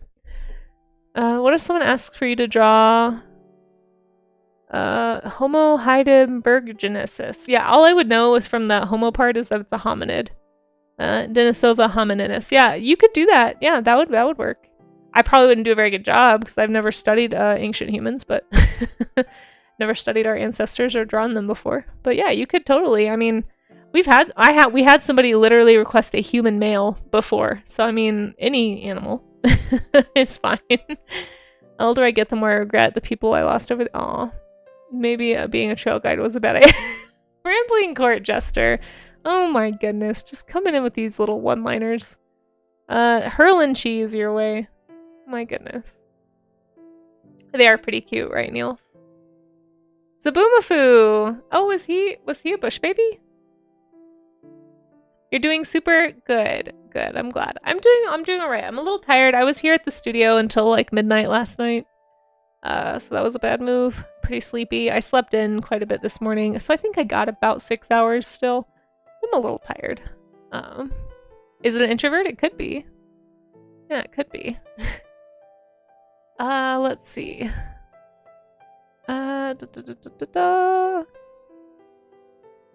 Was the banshee outside? Oh, that's a good question. He was a very specific lemur. Oh yeah, he was like that black-faced lemur with the white ruff, right? That's what Zaboomafoo looked like. I have like this childhood memory of him looking like this. This is pretty much what he looks like, right? This is Zaboomafoo. Just like with the dark face and the white fur. I don't remember. He was a Safika. Or Safaka, yeah. Lexicat, thank you. And also welcome in. How are you? Thanks for dropping by. That's right. I think I may have some of those pinned, actually. We make a lot of the same poor decisions. Do we, Isel? Did you also stay up late? Goodness, we were staying up late, buddies, last night, it sounds like. Hey, are you guys all following Be It Isel? If I have a mod available, can I get a shout out for Be It Isel? If not, I'll do it in a minute, but, yeah, Isel is a fantastic oil painter, if you guys don't already know Isel. I had the honor of co-streaming with Isel recently, and that was super fun. Hopefully we'll get to do it again sometime. Speaking of, I do have some co-streams coming up. I have one coming up this month that I've been trying to get going for a while. Finally found the time with Margot Simone. I'm really excited to learn watercolor. Guys, I'm starting my traditional media journey with all these very kind streamers willing to help me on that path. Margot Simone Art is an incredible watercolor artist who is also in children's books. One of the first artists I found on Twitch who was a children's book person. Because I was kind of trying to find children's book people. And yeah. She's great. Super cozy streams. And then of course we also co-streamed with Claire and Be Diesel as well. Claire is another fantastic oil painter that you guys should all be following. Has been on Twitch long enough that she actually got her name, just Claire. So it should be really easy to find her. Really great stuff. I'm a little jelly.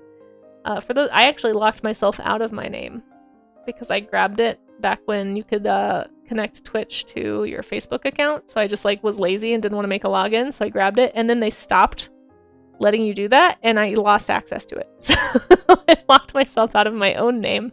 Maybe that's something I've heard when you get partnered, you can actually apply for dead accounts like that. I've actually reached out to the help desk and I told them the story. I told them what happened. They didn't want it. They were like, well, we can't we can't give that to you. I was like, okay, well, it's mine, but okay, fine. Like, I made it. This was my mistake. But whatever, I get it. They don't know if people are being truthful or not. But I've heard if you're a partner, you can actually request those things. So maybe I'll be able to get my name back, which would be cool. Or at least get the account unlocked so that I can reclaim it. But anyway. I have thought about doing like way down the road, like maybe doing non-art stuff on a different account. Like I thought about making like a game or a exploration account or something, but I don't know if I'll actually do that. Easel is so good. It's true. Easel is awesome. Easel is great. Next time we stream together, we should paint birds. Yeah, we should paint birds. I feel like you would have a leg up there because you paint lots of birds and you know lots about birds. I only know about some birds.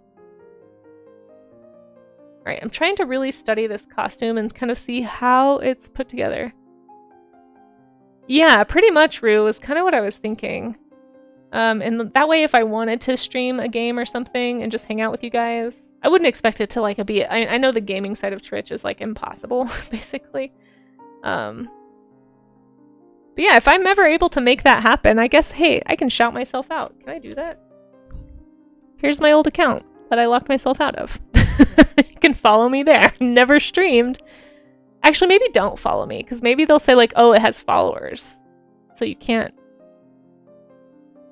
We can't give it away to you. Maybe I shouldn't shout it out. Can I cancel that shout out? I don't know how Twitch works, you guys. I have no idea.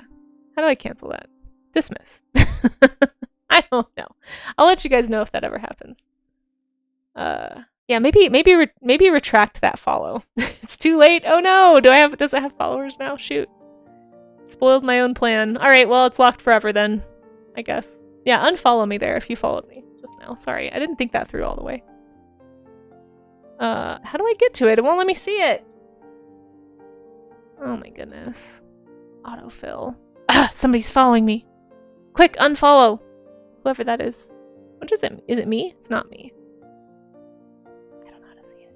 I can't check. Dang it. Somebody's locking me out. Oh well. I don't know if that's true or not, but just in case it's true. I'll let you guys know if I ever do that. It was you? Thanks, Rue. I appreciate your enthusiasm. Yeah, maybe one day. That's something I've heard. I don't know if it's true. I don't know if I have any partners in the chat, but I don't know if it's true that that you can like unlock old accounts and stuff that are locked if you're a partner, if you can like request dead accounts or something. Because it hasn't been logged into since I think I made that account in like 2015, 2016. It was like right when I found out about Twitch, and I wasn't too sure about it. My friend Ryu was trying to get me into streaming, and I was like, maybe. And so I grabbed my name and just never logged in after the Facebook login to set it up. So that was just me being dumb. One day. I don't know. That's like a... We'll see, maybe, potentially, kind of an idea for the future. Okay, I'm trying really hard to focus on like how this fabric is moving. That's like my main goal here, is to think about like how these pleats are working and like why they're doing what they're doing. Again, doing a costume study, you kind of want to make sure that you are thinking about your purpose in the study, right? Like you're not just trying to copy lines, you're trying to actually understand. So I'm trying to ask myself as I draw this, like, okay, why are there wrinkles here? Like what's happening? It tells me something about the fabric. Like the way it wrinkles, the way it falls or hangs, that's telling me something about how it feels to wear it. And thinking about that stuff is going to help me when I go to actually draw clothing on a character, because I'll be able to kind of put myself, metaphorically speaking, in the character's shoes. You would dress like this every day if you could? Yeah, no, I do like my name. Casey Snow Art is good. It's just, and I think there are some benefits to having art in the name, because it kind of does an introduction. I didn't like it at first, I'm not gonna lie. I was kind of grumpy that I had to change my name to Casey Snow Art. It used to be my name, and then with an L, because my middle name starts with an L, and I was like, but it looks like an I, and I was really annoyed. But like over time, I've started to realize like, oh, it's actually kind of helpful to have like what you do in your screen name, because it's, especially at least here on Twitch, because then when you enter a chat, like half the time when I say hi in a stream, people are like, oh, I see that you do art, and like from your name, like what kind of art do you do? And it kind of starts a conversation, which I didn't really think about when I picked the name. So Casey is now, yeah. I hated that. I hated that. It would also dress like this all the time. How many people in the chat would dress like this all the time if you could? I mean, what's stopping you, honestly?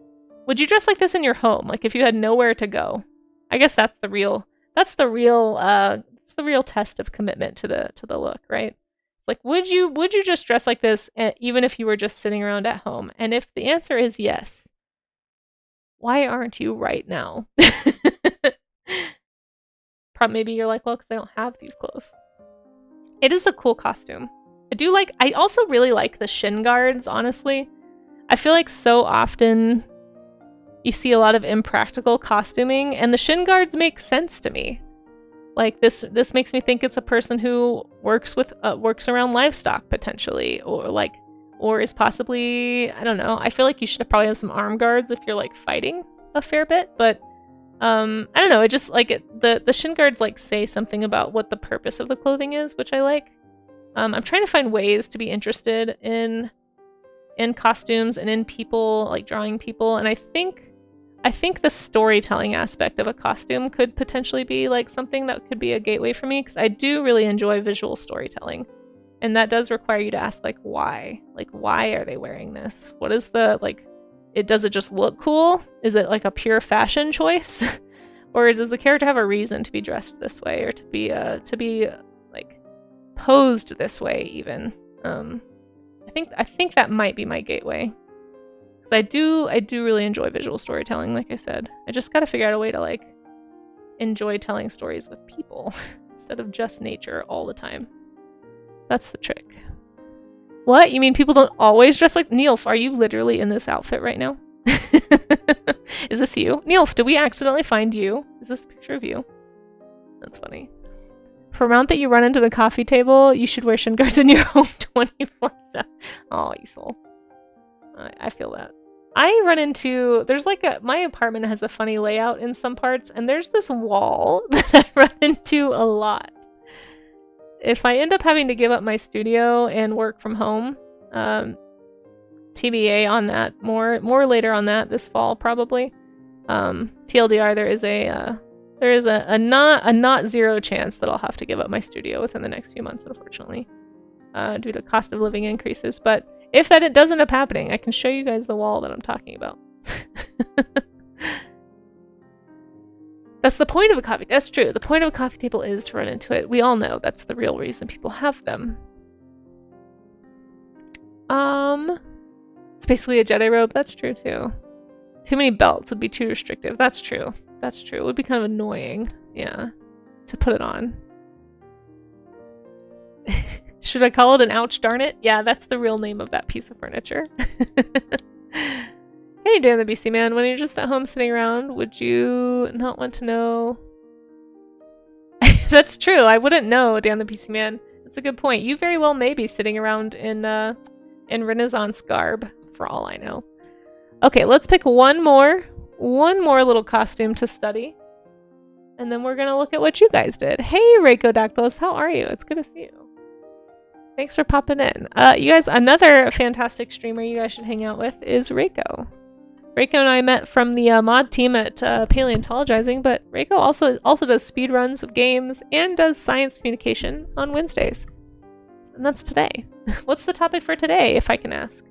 Or if it's a secret, then I'll just say, hey, you guys should go follow Reiko to see what the science topic today is. Okay. I'm gonna do one more costume. Let's see. Let's do something very different.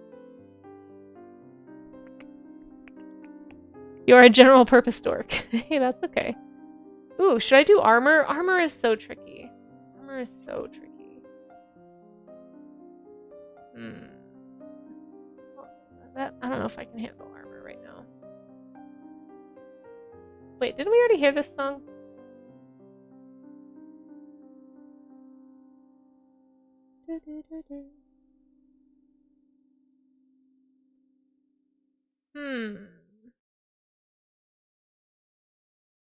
Could do denim. I haven't done denim yet. Or something that's a little more like form-fitting. This one might be good. These are some really interesting pants.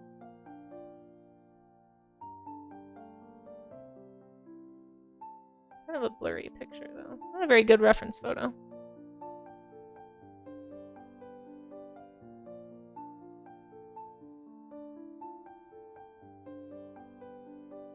Ooh, I really like this one, actually. Let's do this one. I know this one's still kind of baggy, but it's a very cool, like, old-timey, looks like aviator costume.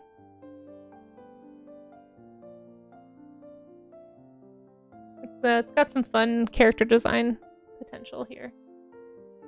Okay, let's do this one. An emote dance party.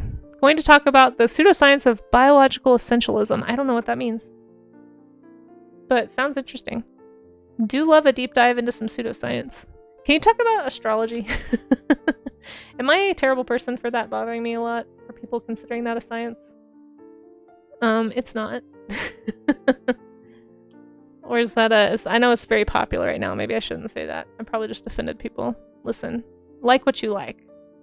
It's just not scientific, and that's okay. Hey Rebecca, how are you?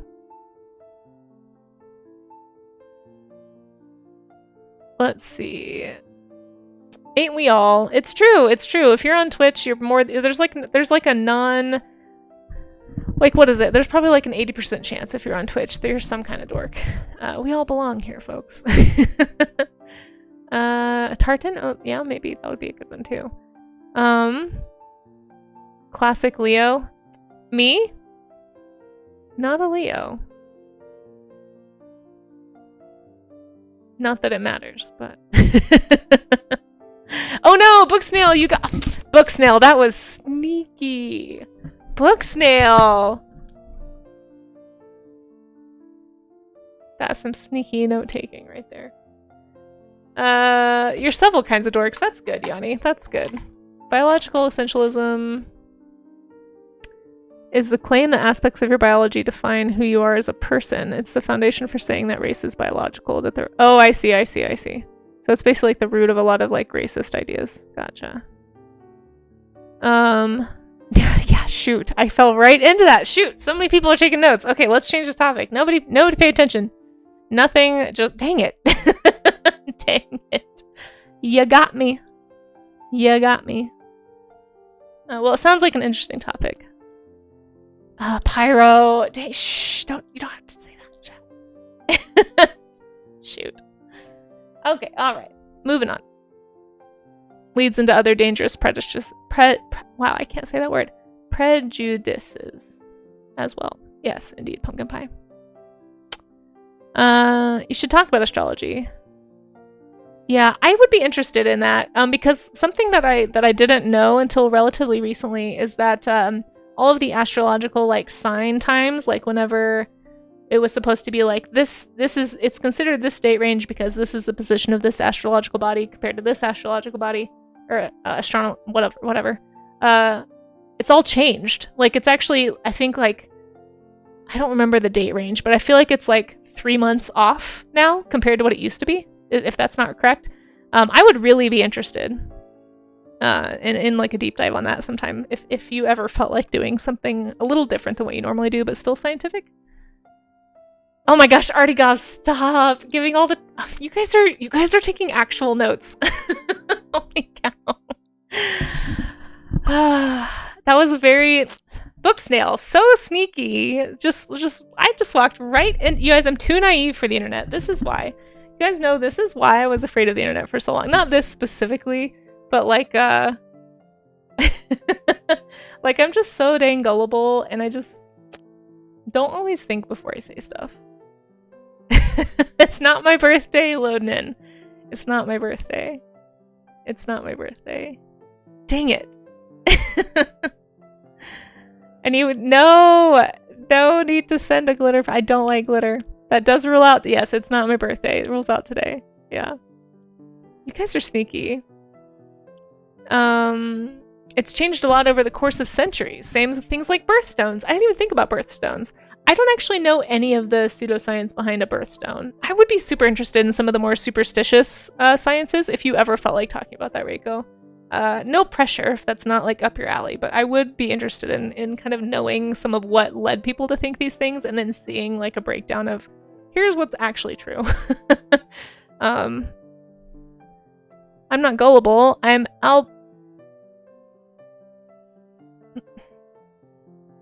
albatrossable. You're albatrossable? Avocado? Albatrossable? I'm gonna throw cheese at you. Man. Jeez Louise. Alabama jumper. Oh, we have a draw me animal. Okay. Okay. Alright, we're getting off track here. Okay. There isn't much about the pseudoscience and birthstones because it's mostly marketing. That's kind of what I thought. I actually didn't know that there was some kind of like supposed correlation there. But some superstitions claiming certain stones have powers. Yeah! Yeah, I think maybe that's yeah. Yeah, I'd be very interested in that, Reiko.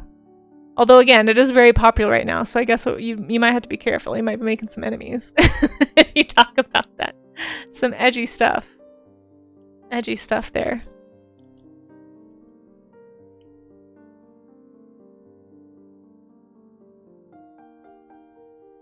The albatrossable snowman, what is it? Hey, where you are, Lord? How are you? Okay.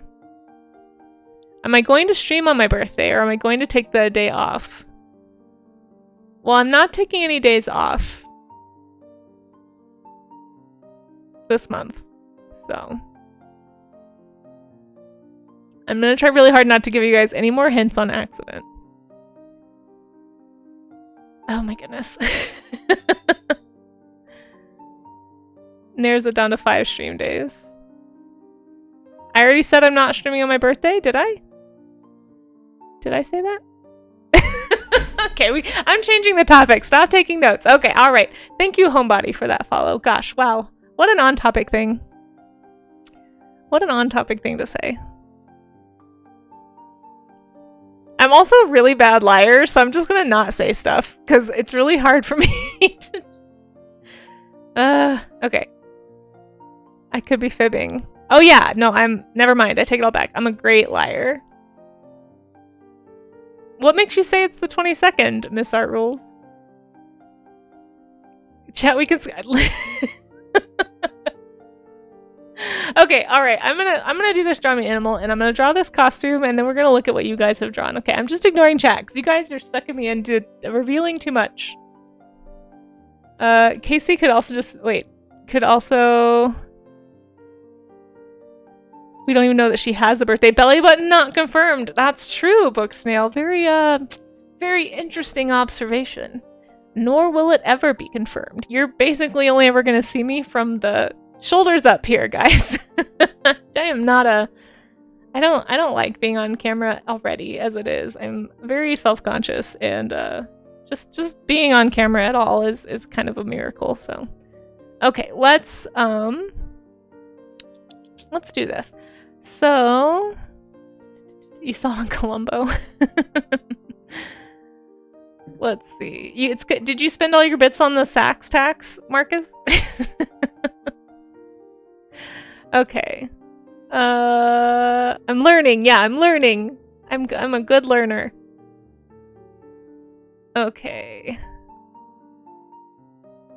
When are bird birthdays? When their egg is laid or when it's hatched? I would say when it's hatched, because that's basically what's happening. Like, all animals lay eggs, just some lay them on the insides of their bodies, like humans. So you know. I would say it's when they hatch. Yeah, it's at hatch. Like, your birthday as a human is not your date of zygote combining or whatever. It's yeah. Hatch Day! We should start calling birthdays Hatch Days. Happy Hatch Day, everybody! We should totally do that. Should we do that? Should we make that a new thing? When did you hatch? Hey, everybody, when's your Hatch Day? Drop your Hatch Day in the chat. When did you hatch? Where would you give mouth-to-mouth on a dolphin? The blowhole, I would imagine. Yeah, I don't know why I pointed at my head, because I don't have a blowhole. I'm not a dolphin. But, you know. That's where their nostrils are. That's where they breathe. Womb Liberation Day. Somebody called it their eviction day, I think, one time. There's a lot of really funny names for birthday. Womb Eviction Day was gonna Yeah.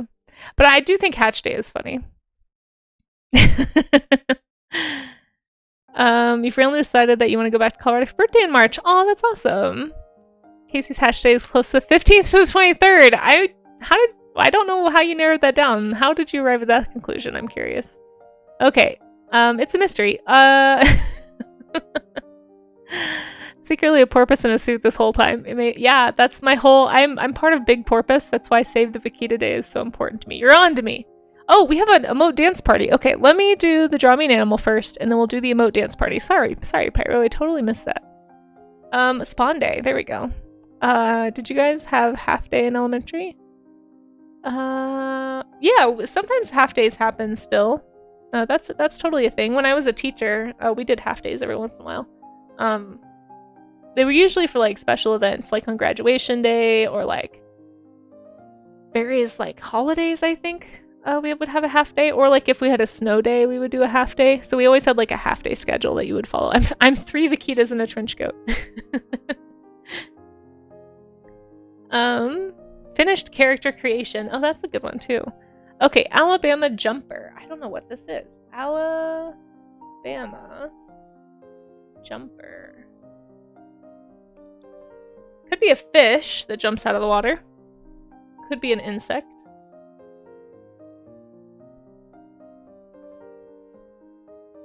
Could be a lot of things. I don't know what this is. So for the Draw Me an Animal game, here's how it works. Just don't give me any hints in chat. Feel free to look it up yourself, but just if a mod deletes something you say, don't take it personally. It's just they may think that it sounds like a hint. And they just don't want me to see it, basically. I try to only look at the OBS chat during this because I can see like deleted stuff in the other screen, so that will hopefully prevent me from having hints. But feel free to look it up yourself. An Alabama jumper. So it's assuming, unless somebody somewhere else named something after Alabama outside of the US, assuming it is a non-exotic to me animal. Jumper. It could be so many things. It could be a bug. It could be a fish. It could be a bird. It could be anything. Jumper's not super helpful. I don't know what this is. Alabama jumper. I wonder if it's like a type of frog. If they just like call them that. I wonder if it's like a toad. I think could be like a name for a grasshopper, maybe. I don't know. I'm gonna draw a frog. I'm gonna draw like a toad, I think. So I have 5 minutes. It's 10:45. I'm just gonna draw what I think this is. We're gonna do a toad. I haven't drawn frogs in a while, and I really need to because I keep forgetting what they look like. Or like how to draw them specifically.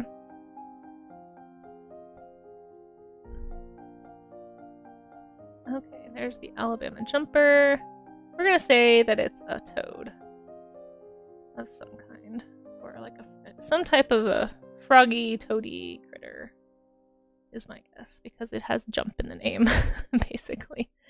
I'm gonna make him kind of chunky. I feel like a lot of southern US amphibians are pretty chunky. He also looks like he's seen things. Hold on, let's make him less creepy. Less creepy looking. Wait, frogs and toads have these eyes. Yeah, there we go. I'm gonna make him kind of bumpy. I'm kind of just basically drawing a Texas toad. I grew up catching these a lot and playing with them as a kid. I don't know why I said kids plural. Like I was only one kid.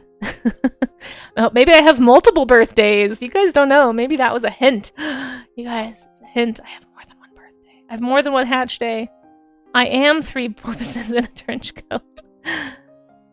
Okay, there is my Alabama jumper. This is probably wrong. But we'll learn about it together. We'll learn something and then I'll forget almost immediately. So, just keep this in mind. Feel free to ask for it again. I'll probably forget. This happens a lot. You guys can basically test me until I get it right. I have a twin. Oh, actually, one of us did have a twin. It was I'm not sure if it was me or one of my brothers, but my mom said she can't remember, but one of us was a twin and we resorbed the other twin. I don't know who. I bet if we got some testing. So apparently when that happens, you can actually sometimes find the leftover DNA of the twin. So I wonder. Yeah. Maybe I'm the evil twin.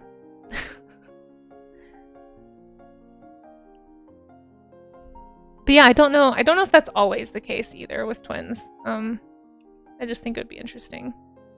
Chimera snow art. Yeah, you can be a chimera. That's basically how chimeras happen. I don't think it's me. I think it was one of my brothers, but who knows? My mom says she can't remember who it was. So clearly she didn't. It clearly happened very early in the pregnancy and wasn't a big deal. Otherwise, I feel like it would be better known by my mom. I imagine it was one of my brothers because my mom had kids a little bit later in life, and I think stuff like that tends to happen with later in life pregnancies, perhaps. I could be totally wrong too. I just know that like weird stuff sometimes goes on with pregnancies in women who are a little older, so I would guess it was probably one of my brothers. I don't know. Okay, there's my Alabama jumper. Yeah, I was the oldest, so that's why it had to be, because I was the firstborn, and then my brothers came later, obviously. Save. Okay, hey Nerduino, how are you? And Freaky Deek, welcome back in. It's so good to see both of you. Hope you guys are doing well. 2 awesome streamers here in the chat that you guys should be following, both of those folks. You played bass for the Alabama Jumpers, did you? Does sound like a name. Oh my gosh, it's nothing. I got it totally wrong. It is a worm. What? Oh my gosh, you guys. Do you remember that thing I said where I was like, surely they wouldn't name something that isn't like native to America an Alabama jumper? I got it wrong on all counts today. I got it wrong in literally every way possible because it is an animal native to Asia. It's an invasive species. However, it now populates. Okay, so it's a worm. So just fair warning if people don't like worms. But here's what it is. It's a jumping worm. What? It now populates large sections of North America where the jumper is used as bait worms. Released into garden beds to improve garden soil. Sometimes they are called Asian jumpers, garden worms, Georgia jumpers, clay worms, and super reds. Jumpers are a reddish brown color and grow about 7 inches. Does it actually jump? Since jumpers hail from tropical Asia, they may not be able to tolerate the temperature swings that red worms and European nightcrawlers can. However, there is some evidence, which we will discuss later, that turns this belief on its head. So if you want to learn about it, it's basically an introduced or invasive species, technically. They are called Alabama jumpers. Even though they're actually from Asia. So they use it to catch fish, it looks like. They can jump onto feet? Oh no. On 1 foot? Worms jump? I know, I had no idea. Okay, so fair warning, if you don't like worms, you're probably not going to like this, but I do need to see them jumping. So I'm going to watch this. I've never seen this video before, so I don't know what it's going to be like. We're going to try and mute the volume really fast, but I do want to see them jumping. So we're going to mute. It will let me mute. And I want to see them jump. So if you don't like worms, look away. Right now we have an empty bowl with nothing in it, and now there's worms. Oh look at them go! Oh my gosh! Wow! They are flippy floppy to heck. Look at them jumping. Holy cow, look at that one! I think I've actually seen these before. Huh. Well, there you go. I was not expecting something called jumper to be a worm. I was not either. I'm glad I'm not the only one. Well, there you go. There's the link in chat if you want the facts about the Alabama jumper, if you want to read about the controversy behind them. Party worms, yeah. Exactly. Speaking of parties, you guys have an emote dance party that I owe you. So let's do the emote dance party really fast. Get your dancing emotes ready. Channel your inner Alabama jumper, everybody. We are about to do 2 minutes of party time. I'm gonna play some dancey music. Let's see if I can find a 2-minute song.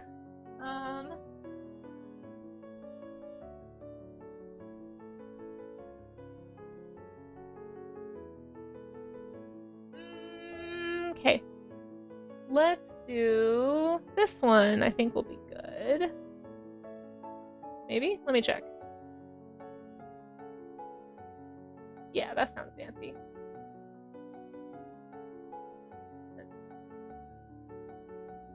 All right, get your dances ready, folks. Put on your jumper. You got 2 minutes. Ready, go. I'm starting the timer.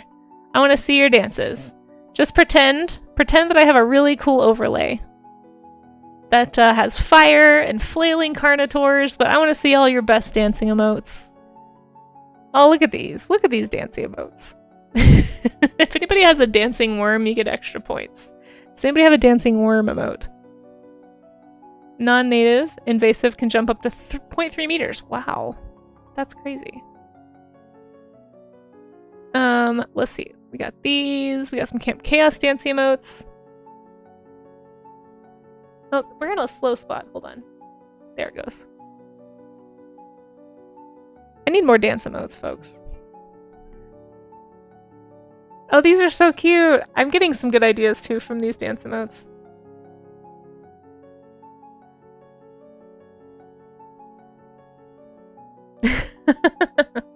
I'm trying to find a few more. Here's a good one. What else do I have?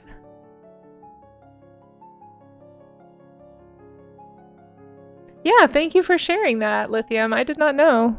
You guys have a minute left of your dance party, by the way. Again, pretend there's fire. Pretend there's, like, just all sorts of fun things happening. One day I'm going to have an overlay for the dance party. I just don't have that right now. Use your best imagination.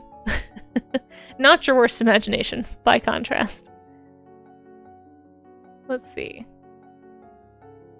Here's some funny ones. Alright, 30 seconds of the dance party left.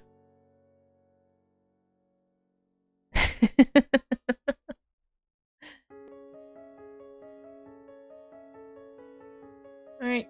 15 seconds. Get all your wiggles out, chat.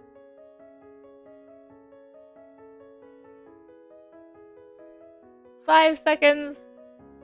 3, 2, 1. There we go. Okay, I hope you enjoyed your emote dance party. I'm so sorry that I don't have a cool overlay for that yet, but that's something I'd like to have someday. Okay. Pretty sure it's a worm. Oh yeah, that is a worm. Nice. Nice. Oh wow, what is going on with that? Some of these emotes are having a very intense time. Well, thank you for showing off your best dance moves, chat. You guys are great dancers. Well done. Congrats. Round of applause. Okay, I think I did all the redeems. Let me get back to finishing up this last study. And thank you again, everybody, for lurking. We're going to go for maybe just another 20 minutes or so, just because I want to try and help this stream hit the 75 average. We are over that now, but we basically just have to hold that for a little bit to kind of increase from the average at the beginning of stream. So I'm trying to get better at like doing the math on that. Hopefully I won't have to worry about it that much longer, but thank you guys so much for helping me just finish out the waiting period of the push with as high of numbers as possible. Yes, claps in the chat for sure. You guys did a good job. Okay, let me check my redeems, make sure I didn't miss one, but I think I got them all. Okay. Perfect. Yep, they are cleared. Thank you to whoever helped me with that. I'm gonna do one more quick study of this guy. Little costumed guy here. Oh, what the heck? Just like something weird fell on my screen. Oh, thank you, Beyond the Grave. I appreciate those hearts on screen. Okay. So again, I'm trying to get better at costume design. So I'm trying to keep in mind what my goals are as I'm doing studies. So if you're just joining us and you just wanted to do a quick study, try to also like remind yourself what you're trying to learn. We're not trying to copy, right? We're trying to actually learn so that we can take, so we can take some of the information and put it into a character design. What I really like about this is the big bulky shape. I'm a big fan of that. And I think that's like a really fun, I don't know, just a really fun thing to think about while doing character design. I think shape language is something that does interest me about character design. I think if I do get into doing more of it, that it will probably be fairly cartoonish and shape language heavy. But it would be fun to be able to feel proficient in doing various like types of design work. We are going to be doing character camp on Monday in the afternoon. So if you want to come back for character camp, we can apply some of what we're learning. And yeah, hopefully be able to get better at characters. So if you don't know what character camp is, it's just a little event that we do. We were doing it twice a month, and then I had to put it on pause during the majority of the push because I didn't think I'd really have time to focus on it while all the hype was going on. But now that we're just kind of holding and trying to maintain, it's a fun event that I really enjoy, and I know we have a lot of people in the community trying to get better. at various types of art making. And for me, character art is something that I've been really struggling with and want to improve in my skill set. So it's basically an event where chat can suggest, like, just give me words, basically. So you'll give me, like, things that would describe a character or, like, elements of character design. And then I pick a few of those words, and then we design characters for, like, an hour or so based on those words. And then we'll show it at the end of stream. So if you are somebody who's wanting to work on character design, keep that in mind as something you could come join in on. We're also going to be doing that for our Camp Chaos session on July 28th. So if anybody wants to mark their calendar, there is my Camp Chaos session that I'm doing. This is something hosted by Hiccup, by Art and Jest. Gosh, when I get hiccups once, I get them like 5 more times that day. It's really annoying. Yeah, anyway. Camp Chaos, yeah, should be fun. It's actually going on right now. There's going to be daily streams happening all month. You can find out more if you type !chaos. It'll take you to Art and Jest's Discord server where you can find the Camp Chaos schedule and updates on stuff. And yeah, it's a good time. It's a really good time. It's a great way to meet other streamers too. So if you're trying to expand like who you know on Twitch and find new communities, I think Camp Chaos is a really good place to go find that. It's not just artists, it's also scientists. I think Science Streams is on the roster. Paleontologizing is on the roster this year. I think it's his first time doing Camp Chaos. I think Belent has done it a few years, but there's gamers, there's Lego builders, there's all kinds of folks. There's makers and crafters, musicians. It's just kind of like a big mix of streamers from all over Twitch who come together to host a camp session, like a camp-themed session. So a lot of times it's like a project that you're doing together, or playing a game together, or doing something that's like got those summer camp vibes. Is that my birthday? No. Although it is funny, I did think about signing up to do a session on my birthday, but no, it's not. Although I shouldn't be telling you. Shouldn't be answering these questions. Dang it, you guys are gonna get this out of me. Shoot. I just don't want anyone to feel like they have to do anything for my birthday. That's the only reason I'm being cagey about it. It's not that I care if people know when my birthday is. I don't want people to feel like they have to do stuff. That's all.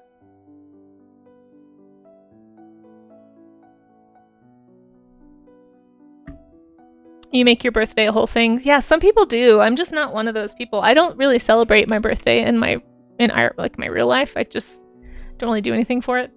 Haven't really in a long time. It's never been a big deal for me, except for maybe when I was like a kid and I just wanted to have sleepovers with my friends, and that was what I did for my birthday. Like I never really did like big parties where I invited tons of people or did any of that. So I just feel weird doing it on stream. But you guys, speaking of really cool artists or streamers that you should be following, we have Nerdowino in the chat, folks. Make sure you go follow Nerdowino. We did a co-stream not too long ago, and hopefully I'll get a chance to meet him at TwitchCon if I make it into TwitchCon this year. Hoping. So thank you all for lurking to help me potentially be considered for TwitchCon. I have no idea if that's how they do that, but just in case, I figure it can't hurt. It can't hurt that we're pushing for partner while they're making these decisions, and it can't hurt that we have people lurking that aren't normally here lurking, so help me get to TwitchCon so that I can meet Nerdowino. And Nerdowino is a former NASA scientist who streams here on Twitch and talks about space news and science, stuff like all kinds of. We'll just answer your questions if you have them. I think it's a really good time over there, so you should go check out Nerdowino's streams. He was nice enough to draw a picture with me when we did our co-stream. He also offered to teach me to surf if I make it out there. Never surfed before. Never even seen or stepped foot in the Pacific Ocean. Heard it's cold. But it'd be really cool to get to have some of those experiences. I don't know when I'll next be. I've never been to California, so haven't made it there thus far in my life. So I don't know when I'll next be there. But it'd be cool if I had time to do something like that.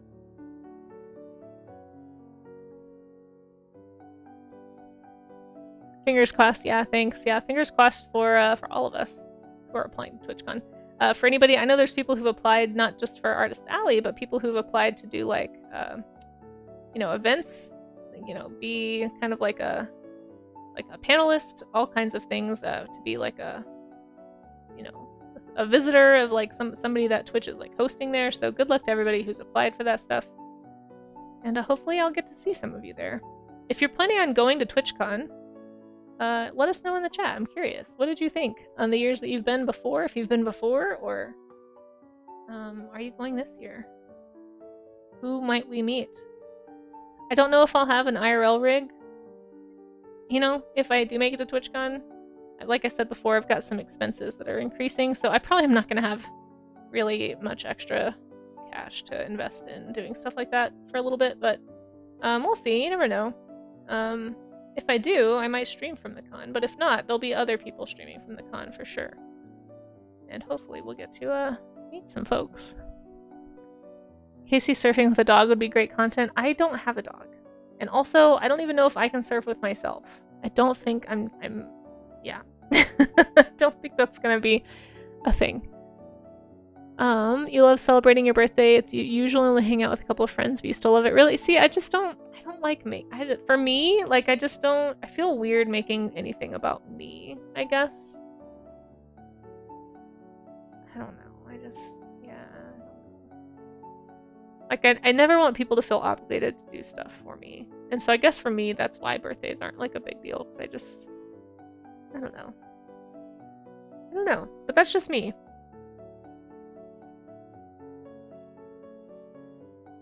It's not that I like have some kind of weird, like, oh no, I'm getting older thing. Like, whatever, we all get older. At least the way I see it, it doesn't really matter. But it's more just the like putting the spotlight on myself that I'm not a huge fan of personally.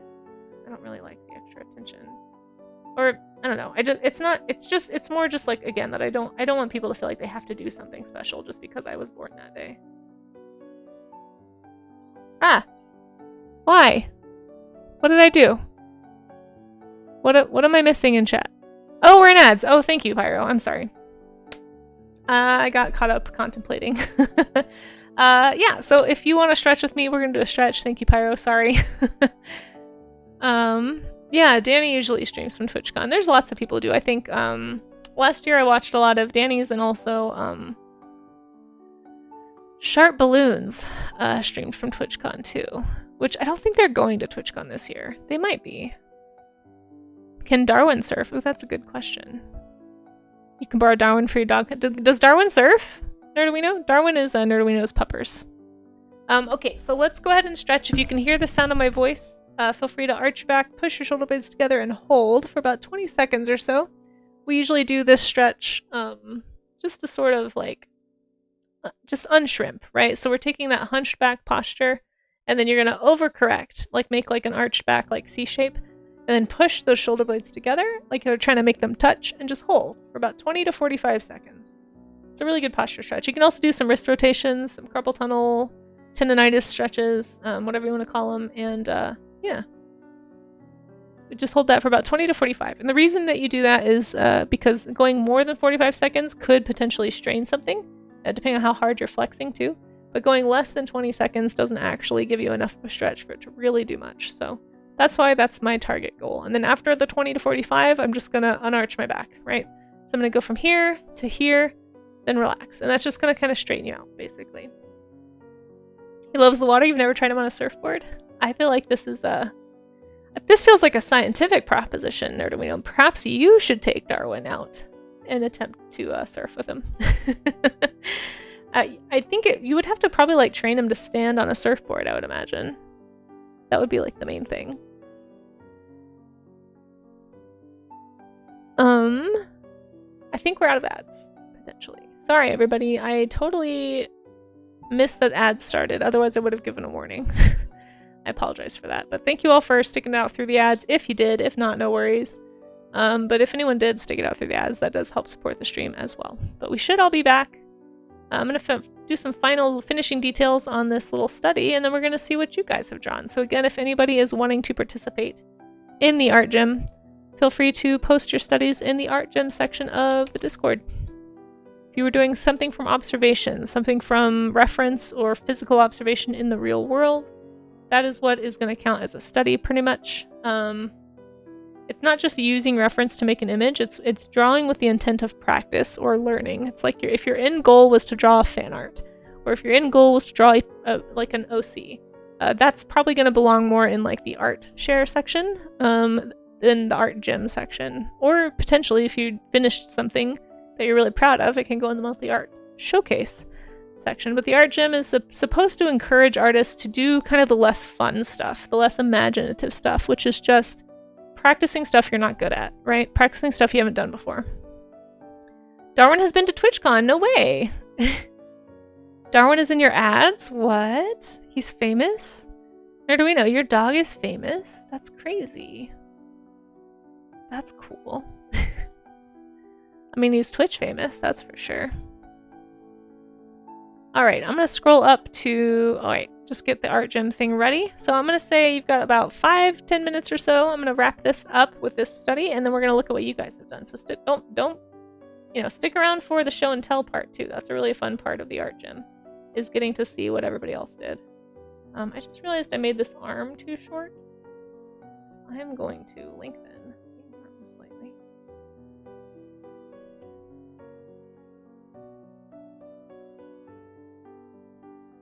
Just slightly.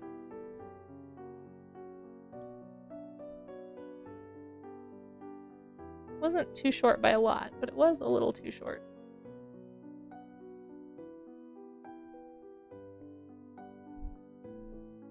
You'd go to TwitchCon if there is a dog meet, but not if there's dog meat. Yeah, that's a good distinction.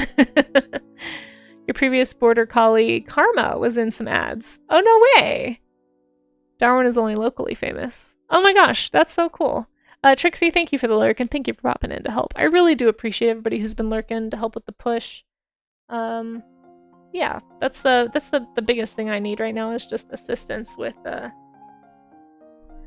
keeping those numbers up. And we're kind of in the tedious part of the push now, where we've hit the 16 days that we need of 75 over, and now basically the more often we can hit that 75 average per stream, the better. The more likely that Twitch is going to say yes.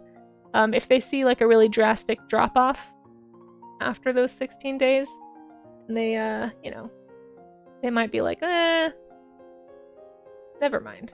You don't have an actual like community here. You just hyped up the push, and then everything stopped. So that's sort of what we don't want to happen. So thank you again to everyone who's making time to be here. I know this is the less exciting part of the push, but yeah. If you come back this afternoon, it might be more fun, potentially. I don't know. We are going to be doing a sub-zoo doodle catch-up. So if you had something in the sub-zoo, like if you subbed and you got a little doodle request, I'm going to be catching up on those this afternoon. So we got a bunch last week and this week that I'm a little behind on. So okay. And people said that they liked watching that, so I don't know. People said that they thought it was fun. So hopefully it's fun for everybody. Just a bunch of silly party animals. That's the theme of the sub-zoo this month, is party animals. Okay, I'm not going to draw the face on this guy. Ouch. I might just structure it a bit, but because I do need to practice thinking about faces, but mostly my focus today was the costume. How you doing, Brazen? It's good to see you. Thanks for dropping by. Okay, so there's my studies for the day. I'm going to stop them here, I think. And we're going to look at what you guys did. So I'm going to go into the Discord. Again, if you missed them, here's my little costumed character studies. And let's look at what you guys got. Oh, hold on. I'm at the bottom. Let me scroll it back up to the top here.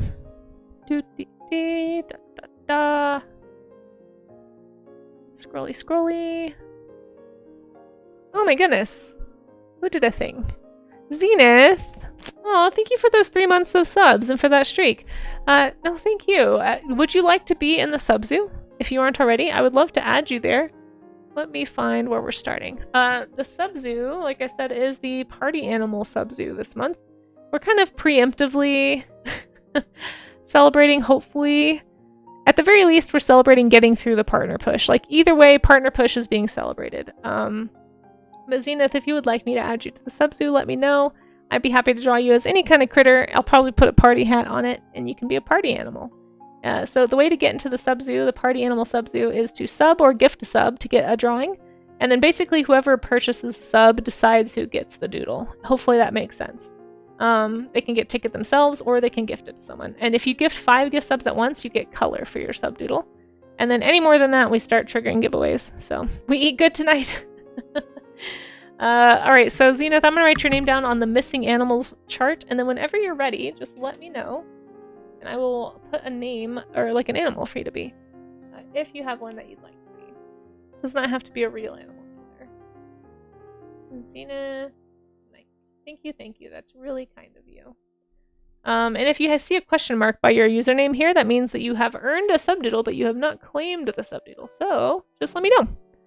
A dancing flamingo. Absolutely. Let's do that. I don't know why I wrote this at a weird angle. Dancing flamingo.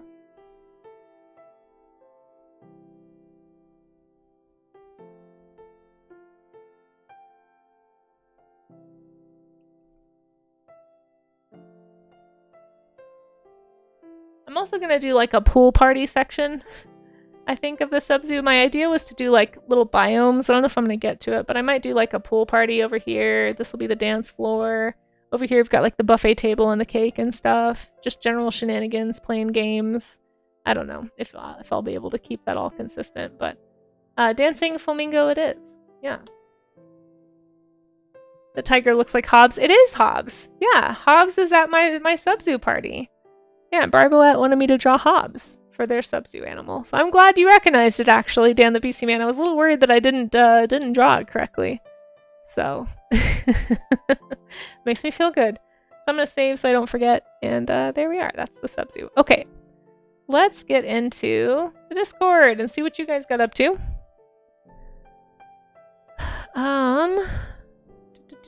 Thank you. I did just save. I appreciate that. It is 100% Hobbs. Yeah, I'm glad it looks like him. So I'm going to scroll up and see what you guys drew for your studies. Let's see. Everything that we're going to look at has been stuff that has been shared since yesterday morning. So it's everything that's below my little figure studies for the day. Can you guys see this on the screen if I do it this way? Yeah, I think you can. Okay. So first up, we have from Suntroa, and if you are an artist or a streamer, or a streamer, I should say, doesn't have to be an art streamer. But if you do a study and you are a streamer, we will gladly shout you out. Anytime we do a showcase like this, we shout out the people if we know they stream. And in this case, we do know Suntroa Arts does a stream. So Suntroa did some studies, it sounds like, from the zoo. Suntroa went to the zoo, must have been yesterday, which is pretty cool. Looks like they saw a vulture and a giraffe and a goat. Some kind of Cabernet, anyway. These are super cute. Really nice structure to all of these. A really good face shape variety, too. It's tough to do. It's tough to draw a moving animal, but it does give you an opportunity to really understand like how they're put together, what is going on with the various parts of the face, all that good stuff. Oh, no worries, Rue. I think it might all be one word. I'm not sure. But yeah, you guys should go follow Suntroa Arts. It does really great character work, great drawings. We actually rated in, I think, on his first ever art stream, and he was doing some type of a oil painting, I think, or something like that. But yeah, you guys should definitely go follow. Thank you so much, Pyro. I appreciate that. And yeah, make sure you click that heart button right there at the top of chat. If you aren't already following Suntroa, you are missing out. You are missing out. But yeah, great drawings here. Great observational studies. These look fantastic, Suntroa. Thank you so much for participating and sharing your work. It looks great. And I hope you had fun at the zoo. Sounds really fun. Love to see some zoo critters drawn from observation. Next up, we have Moon Sky Runner, who is also a streamer here on Twitch. A lovely figure drawing pose here. Actually, a very unique pose. My back kind of hurts looking at this pose. But lovely study of the anatomy here and a little bit of costuming, I would say, as well. Or at least fashion, I suppose. Yeah, upside down for sure. Want that, yeah. But lovely job with the proportions. Foreshortening on that arm is really nicely handled. Really good job with the hair and the face and the clothing wrinkles. It all looks really, really good, Moon Sky. Lovely work, and thank you so much for sharing. Make sure you guys go follow Moon Sky Runner as well if you aren't already following Moon Sky Runner. Does art here on Twitch, is getting back into streaming, has changed her setup a little bit, so go check it out if you haven't been there in a while. Next up we have Klim, who I do not think streams, but is always showing us such lovely studies, and this is no exception. Has broken the human figure down into shape. Trying to focus on contour, on proportion, on thinking of the form as having structure, right? That is really kind of the big thing to do when you are doing any kind of observational drawing, is you want to remember that you're not copying lines, you're trying to understand. You're trying to understand how it's put together. Proportion is really important, like how big things are in relationship to each other, but also remembering that you're describing a form is important, not just drawing and copying lines, especially if you're working from two-dimensional reference, but actually remembering that this is a three-dimensional thing that you're drawing. And it's really tough with people because we're all used to seeing people. So when people aren't drawn correctly, it stands out really quickly because we all kind of innately know what our anatomy should look like, even if we can't draw it. So this is what part of why people intimidate me a lot to draw. And I think it's why they're one of the tougher subjects, is because we are a little more critical of humans than we are of things like animals or objects. But these are great shapes, yes. Great job finding the structure, like isolating the different sections, drawing where the joints are, drawing like the bigger shapes into objects like cylinders and boxes, drawing them in perspective. All very important stuff. So it's always a good idea to do studies in various ways. It is a difficult but mighty skill. It's true. It's true. I get caught staring at people.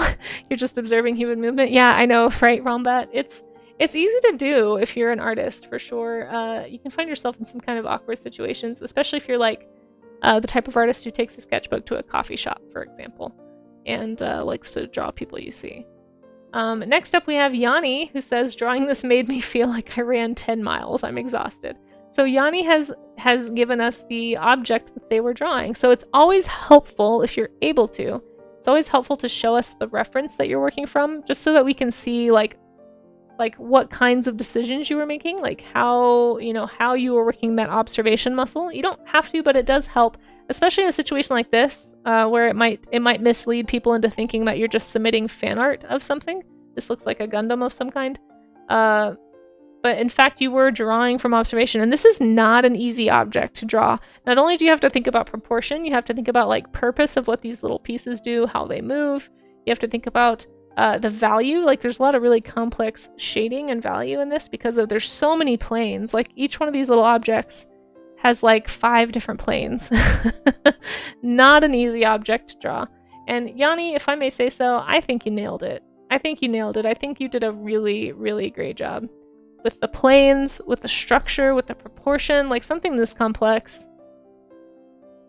I'm sure this took forever. Made you feel like you ran 10 miles is a great way to put it. I do feel like drawing mechs is a really good way to get comfortable with the types of shapes you see in machinery, though. And so if anybody's trying to like kind of work their way into drawing like vehicles and mechanical things, I do think sometimes just studying this sort of stuff gets you familiar with some basic shapes, because somebody has artistically taken common shapes and common themes in mechanical objects and kind of put them in a stylized way here that makes it a little more accessible. I need to draw more mechs, probably. I did one time I drew mechs, I think, for practice, and it was tough, and it's been years. I haven't done it since. But you did a great job, Yanni. Thank you so much for sharing. That's very inspiring stuff.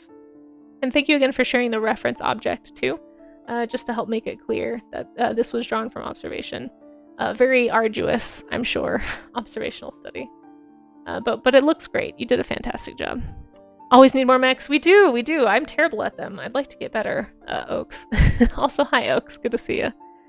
No, you did a great job, Yanni. Thank you again for sharing. Yeah, it's a crazy impressive study. Kreiner, yes, this is actually, yep, that's what this is.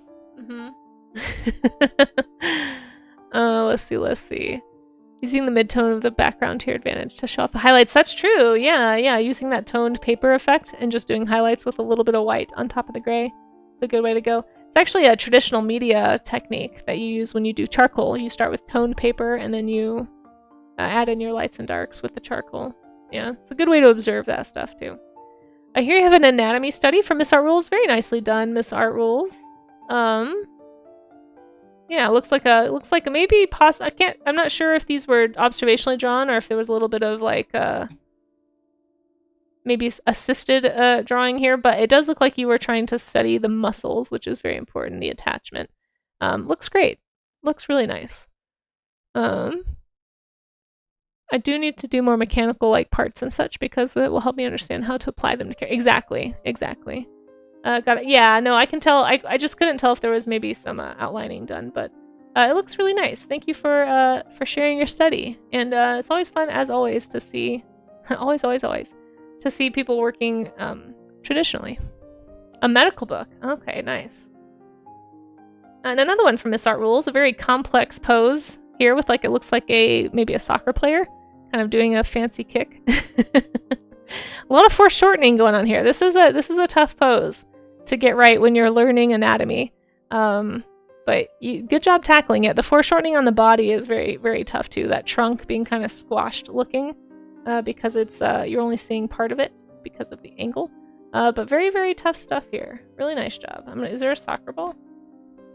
Yeah, I do recommend when people are first starting into like anatomy studies to try and not do very many foreshortened poses until you really feel confident, because it can just end up frustrating you. But I think you handled it really well. I'm not trying to say you shouldn't do it, but I will just kind of generally put it out there. If you are learning to draw anatomy, it's easier to understand if you can find static poses, and then once you feel really confident, work your way up to more foreshortened poses. But again, you tackled this really well. The foreshortening is really well done. And especially on that knee there in this trunk area. So that can just be really tough is all I'm trying to say. What I'm trying to say is don't get discouraged if anyone out there is just getting into drawing and you tried to do something super dynamic or foreshortened like that. Foreshortening, for anyone who doesn't know, is like when an object is coming toward the viewer. So like if I point at you, that like foreshortened front view of the finger, that is a foreshortened finger. And that's really tough to draw those things, especially when you don't have a solid grasp on anatomy and how it works. So but yeah, great job. Thank you for sharing, Miss Art Rules. I know, right?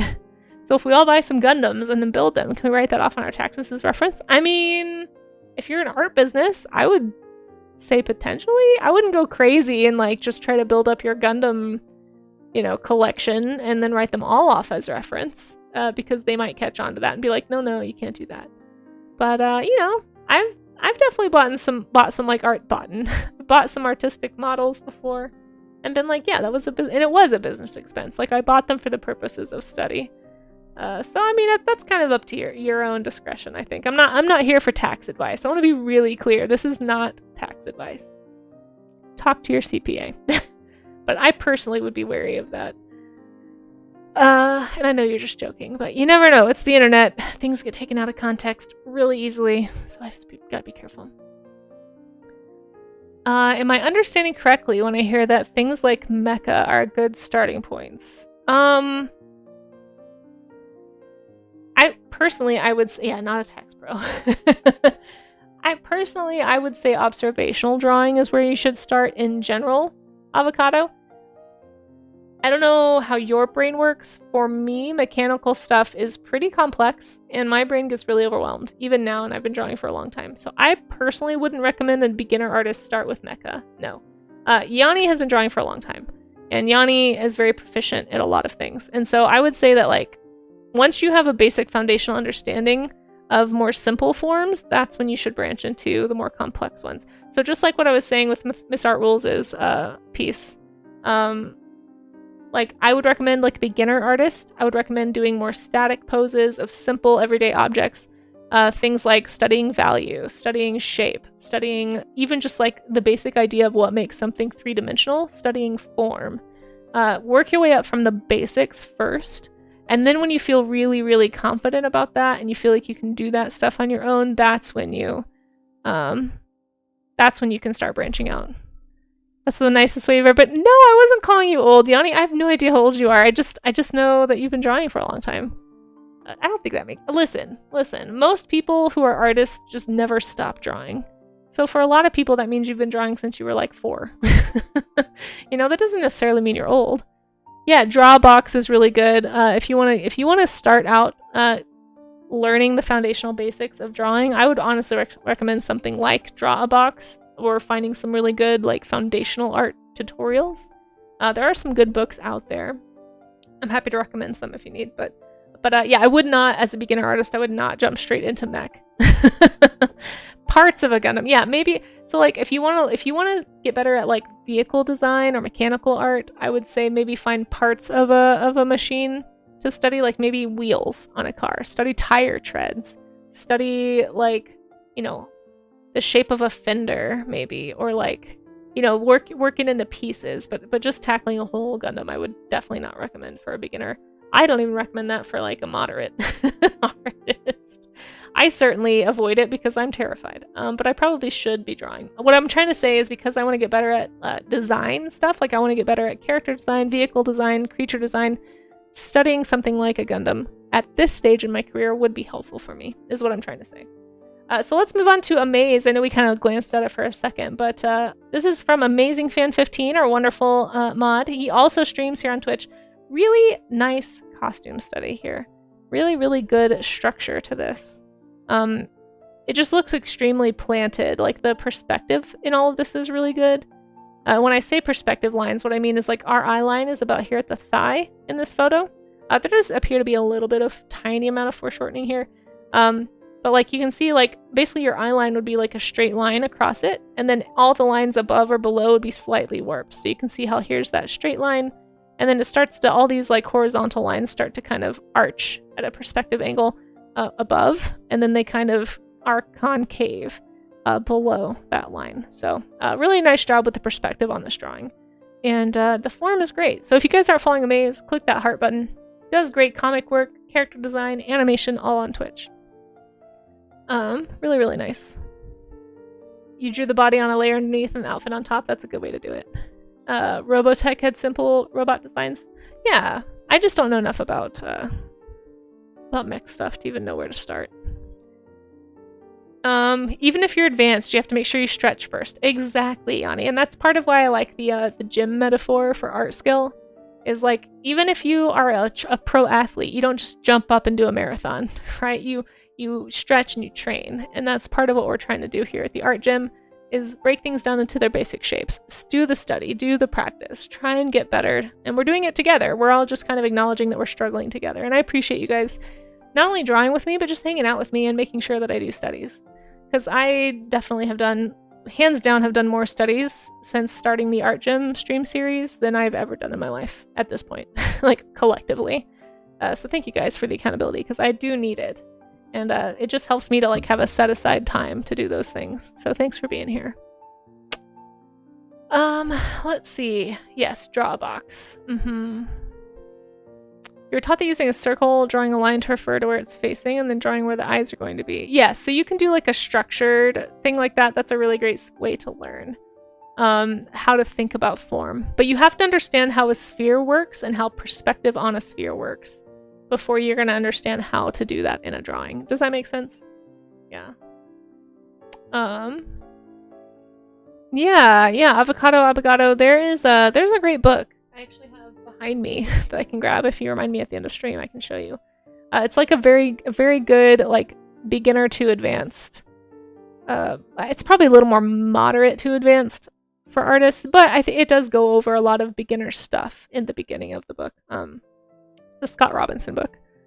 But yeah, understanding shapes and form, and just understanding that you're not copying the reference, you're trying to understand what you're drawing. You're trying to understand, you know, proportion and perspective and form and anatomy. You're not just copying lines. So like Miss Art Rules was checking for proportion, like making sure that the head size compared to the body size was accurate to what real human anatomy looks like. You know, not just trying to copy exact lines. Again, we talk about this a lot at the art gym, but the purpose of studying is to study, not to copy. We're not trying to make a hyper-realistic representation of the image we're drawing from. You can work on that muscle. I think copying something and becoming a hyper-realist is definitely an art skill, and it has its own observational benefits, but it kind of depends on your end goal. And for most people at the art gym, their end goal is to become a better artist from imagination. And the only way to do that is to train your observation eye, to fill your creative bank account by drawing things that you don't normally draw, breaking down your schema, breaking down you know, your style, and not just relying on your default sort of way of drawing, but really observing and drawing what's actually there, not what you imagine to be there. And that's how you get there, is you do observational drawing like this. This looks great, Miss Art Rules. Thank you so much for drawing along. I hope it was helpful for you. I think you did a really great job with this pose. Really great job with the proportions. As I said before, it's really been fun to watch your work progress over time. So thank you for showing it with us. Perspective on a sphere. Yeah. So if you draw a sphere, let me show you what I mean really fast. So like understanding that things are three-dimensional, and this is not going to be like the best example, but when I say that, what I'm talking about, oh my gosh, circles are hard to draw. It's kind of what Dracon was saying. So like a sphere is a really good starting point for a lot of stuff. And if you have like a light source in mind, like if this is my light source, then I have to understand that there's contour lines here. So like to make this sphere, there's actually like, you know, if it's closer to the camera, it's going to get a little wider and get a little smaller as it goes away, right? It's there's going to be like various, this is not a great example, but maybe like here would be about where this line would be. So you can see it really well in like a basketball, right? Like the lines that go across a basketball would be like a great place to look. But when I say perspective, it's like this right here is closest to the viewer, and it's going to be the most like, I don't know, foremost part, and then basically all your shadows are going to kind of fall from there. And spheres, this is why spheres are like a good base for like a face, right? Because if you turn this into a skull, then you can think about like, okay, if I have the brows, they're going to kind of follow these perspective lines, right? Like this is obviously a terrible example. It would really be more like here, because this would be the forehead and this would be, but hopefully that makes sense what I'm saying. So like those lines of perspective would continue to follow that vanishing point, right? So like the mouth would be on a perspective line, the eye ridge would be on a perspective line. But just understanding the basics of a sphere and a light source and value, like all that stuff is going to be helpful. So if you want to understand like how perspective lines would go across a sphere, I would recommend looking at like sports equipment, like basketballs, volleyballs, that kind of thing, and just like paying attention to where those lines line up. But like value is another really important thing. So again, this is not a great example, but like this would be the darker area. But then thinking about like the bounce light coming back from here, right? You would have like lighter spots in the shadow because there's some bounce light being reflected back from the surrounding area. So like studying that basic stuff, even though it's really boring, like this is the kind of thing that you can absolutely show off at the art gym, right? Because this is the kind of stuff that's going to make you a better artist. And we're all here trying to encourage one another to do the practice, to do the foundational studies that are going to make us all better. And we're trying to encourage each other. And you also just have to, when you start this art journey, you just have to accept that you're going to be making some bad drawings. And that's a big part of why this is our workout motto, right? We're here to get the bad drawings out. So if you are somebody who is like me, who just needs accountability, because here's the truth. Nobody, regardless of where they are on the art journey, nobody likes making a bad drawing. It's frustrating no matter your skill level, whether you're a beginner artist or, you know, a very established prolific artist. Now, what qualifies as a bad drawing is going to vary based on where you are along that art journey. But sometimes it just helps to know that you're struggling with other people. So that's kind of the whole idea behind the art gym, is that we're here to do the hard work, to do the practice, to do the less fun stuff of drawing. We're not just drawing imaginative characters, and we're not just making stuff up. We're really trying to stretch our art muscles and grow those art muscles that need to be grown in order to make us more proficient. So, yeah, absolutely. I'll share it in the Discord if I forget. Avocado, it's behind me. But hopefully that made sense. Again, it wasn't the best explanation probably, but that's kind of what I mean when I'm talking about perspective. Okay, let's get back to the Discord here. Without learning about this kind of stuff, we won't be able to truly improve. Exactly. Without practicing the foundations, what you're going to end up doing is just repeating bad habits, and you're going to reinforce what's sometimes referred to as your artistic schema.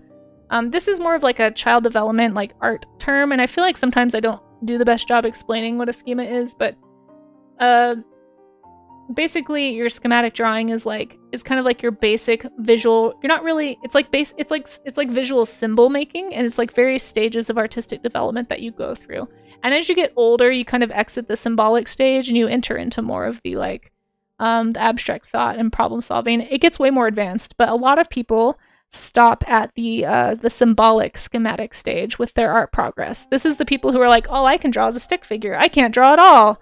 And it's like, well, you could if you put in the time. And this is why I will die on the hill that art is primarily, it's a skill. I think very few artists would say that art is a talent, not a skill. But I personally, just having seen so many thousands of kid drawings at various stages, at these various schematic stages, I'm just here to tell you, literally everybody starts from the same place. Never encountered a 2-year-old who's like painting like massive Renaissance paintings. It's just not how the human brain works. It's not how the representational drawing works as it develops in the human brain. So this is good news. It means that literally anybody can develop this skill, which is why we do the art gym, because we're all just here trying to develop our skill set. So there, we're all struggling together, exactly, to get upstream. But yeah, so I always try to challenge people to just like start training your observation eye, and pretty soon you're going to leave that visual schematic stage of like symbolic art making, and you're going to start advancing into the later stages pretty quickly. That's actually part of why art as a skill set is so addictive when you first get into it, because once you start actually studying, the rate of improvement is very rapid at the beginning stage of the art journey. If you're being intentional, if you're just drawing the same thing over and over, you're just reinforcing whatever schematic stage you're at, and you're not really developing. So it can stall for sure. But if you're being intentional and you're challenging yourself and you're working out that observational muscle, you're gonna see rapid improvement, and it can be extremely it can be extremely fun and extremely addicting, and it's a great practice for everybody, even if you don't want to do art as a career. I still think that everybody should try to train their observation eye, because all you're really doing is asking questions. You're closely looking at things. You're not just taking the world around you for granted. The more you start looking closely at like the drinking object that you're drinking out of, or the tree when you're on your walk, or the texture and the fur of your pet, the more attention you pay to the world around you, the more questions you're going to ask, and the more you're going to fill up that visual library. But I just think a more observant society and a more question-asking society is a net positive for all of us. So I always encourage people to try drawing. Okay, let's get back to the studies here. We got one from Rue. Let me make that a little smaller so we can actually see the whole thing. You guys should go follow Rue. Why is this not showing me the whole thing? What? I was trying to make it... Alright, well, listen, Discord's being difficult. I guess we just can't look at the whole thing up close, but this is Rue's study. You guys, Rue is a fantastic artist, does art that is static like this, like character design and stuff, but also does animation on stream. So if you're not following Angularu, make sure that you do. Make sure you click that little heart button right there. Rue does incredible animation stuff and is very fast and very proficient. Highly recommend Rue. Let's see. Yes, you're a firm believer that most things are more skill than talent. Agreed. I think there are some things that are talent. They tend to be like things that are just like biologically true about you, like people who are very skilled, like very good at Olympic athletes. There's some body types and shapes that just lend themselves to certain skills more, but that doesn't mean they didn't train and work really, really hard to expand those natural talents, for sure. Yes, go ahead and have a good one, Avocado. Thank you so much for lurking. I really appreciate the help with that. Yeah. But you guys go follow Rue. This is a lovely costume. This is a very complex dress. I applaud you, Rue, for even attempting this. I would have given that one look and been like, nope. But this looks really lovely, and really nice job with the values here. The little corset design is super cute here. I think you did a great job. Hopefully you enjoyed your historic clothing costuming excursion. And thank you for sharing it with us. And thank you for drawing along. Always good to see some work from you. Let me put a little dress reaction there. Makes you think of Belle. It's definitely very Belle-ish. Very Belle-ish. I don't know enough about the names of different types of costumes and clothing, but it does feel very like that ball gown. Very, very good stuff. Really nice detail work of the... I always struggle with this part of the suit. I need to do more studies about like neckties and how those knots look and how the different parts of the shirts overlay, and really think about all that stuff. So it's really, really good studies here. Thank you so much for sharing, Rue. We got your shout out, right? Yes, thank you, Pyro. So Ultimate Pumpkin Pie doing some costume studies as well. Some really nice detailed costume studies. Really nice careful attention to the belt and the folds of this one. And yeah, same with this one. Yeah, really, really nicely done. It's very helpful, again, with like clothing layering. I feel like that can get really complex really fast. Need to work on simplifying more. You got lost in the sauce. It happens, but I still think you did a great job structurally with this one too. Like, it looks really nice. It is easy to get lost in the sauce. It's hard. I struggle with this all the time. Like, it's hard to remember to do your big shapes first, to really get the until you really internalize proportion. I think once proportion is like this second nature thing that you just understand automatically, I don't think it's as important as you become more proficient. But for me, I am not proficient at all with costuming. I still have to do like big shapes, think about the underlying structure first, think about the form, and then kind of overlay the design on top of the form. But I can see that you're trying to do that here though. So keep it up. You're doing great work. Thank you so much for sharing your struggle and sharing your study with us. I wonder if there's a suit. Do we have a suit? Ah, here we go. A little suited guy. Yeah, great stuff, Pumpkin Pie. Thank you for sharing. Let's see. We have Briboette. I don't know. I think I may have seen Briboette in chat earlier. I'm not sure, but Briboette does stream every once in a while here on Twitch. These are really nice character studies. Also just really nice figure studies too, frankly. But man, you really nailed like the volumetrics of the shapes of the clothing here. Like both of the clothes on these individuals feel heavy and textured and like real. They don't feel flat at all. The values are just really, really nice. And I like that you had two different ways you approached the value. You have this very like flat, almost cell shading style, which still looks very volumetric, which is excellent. Observation and study representation, basically. Like you can tell just by looking at this that Briboette draws figures and draws humans a lot. But I also really love this more like textured, like softer valued kind of charcoal look to this one here. Really, really fun studies, both of these. And make sure you guys go follow Briboette. Briboette streams here on Twitch too. Might be streaming now, says currently playing art. But yeah, lovely stuff, Briboette. Thank you so much for sharing. And guys, make sure you follow. If you're not following Briboette, you're missing out. Briboette does some incredible like finished paintings and does some traditional stuff too. If you like watching traditional painters, it just did like a whole gallery show recently. Yeah, go check out Briboette's streams. It looks a little bit like Sinbad. I can see that. Yeah. Moving on is a skill. Yes, Ultimate Pumpkin Pie, that is really important to say. Dracon says, I've gotten so caught up in the details of a thing that I ended up not having enough time for another. Yeah, knowing when to stop and to move on is also hard. I struggle with that a lot. I end up overworking paintings a lot. I'm trying to get more intentional about it, but I have so often done that, and it's a really bad habit that I have, and I need to learn when to stop. And I think another important thing is to know when to redraw. Like, sometimes your first pass at something is not going to be your best pass, especially when you're doing a study. But here's the thing. If you do a study and the first one's like, ooh, kind of rough, do that same study again, and you'll find that you've probably learned something from that first observational attempt, right? So like, if I were to redraw one of these, I'd probably redraw this first one, honestly, because I was still kind of warming up a little bit, and I feel like it's a little bit rough. But I think if I were to take a second pass at it, I might like it a whole lot more. I feel like I didn't really do a great job with like the wrinkles in the shirt, and I think I could do a better second pass. And it's okay. It's okay to do it more than once. That is how you get better, is you keep doing iterations, right?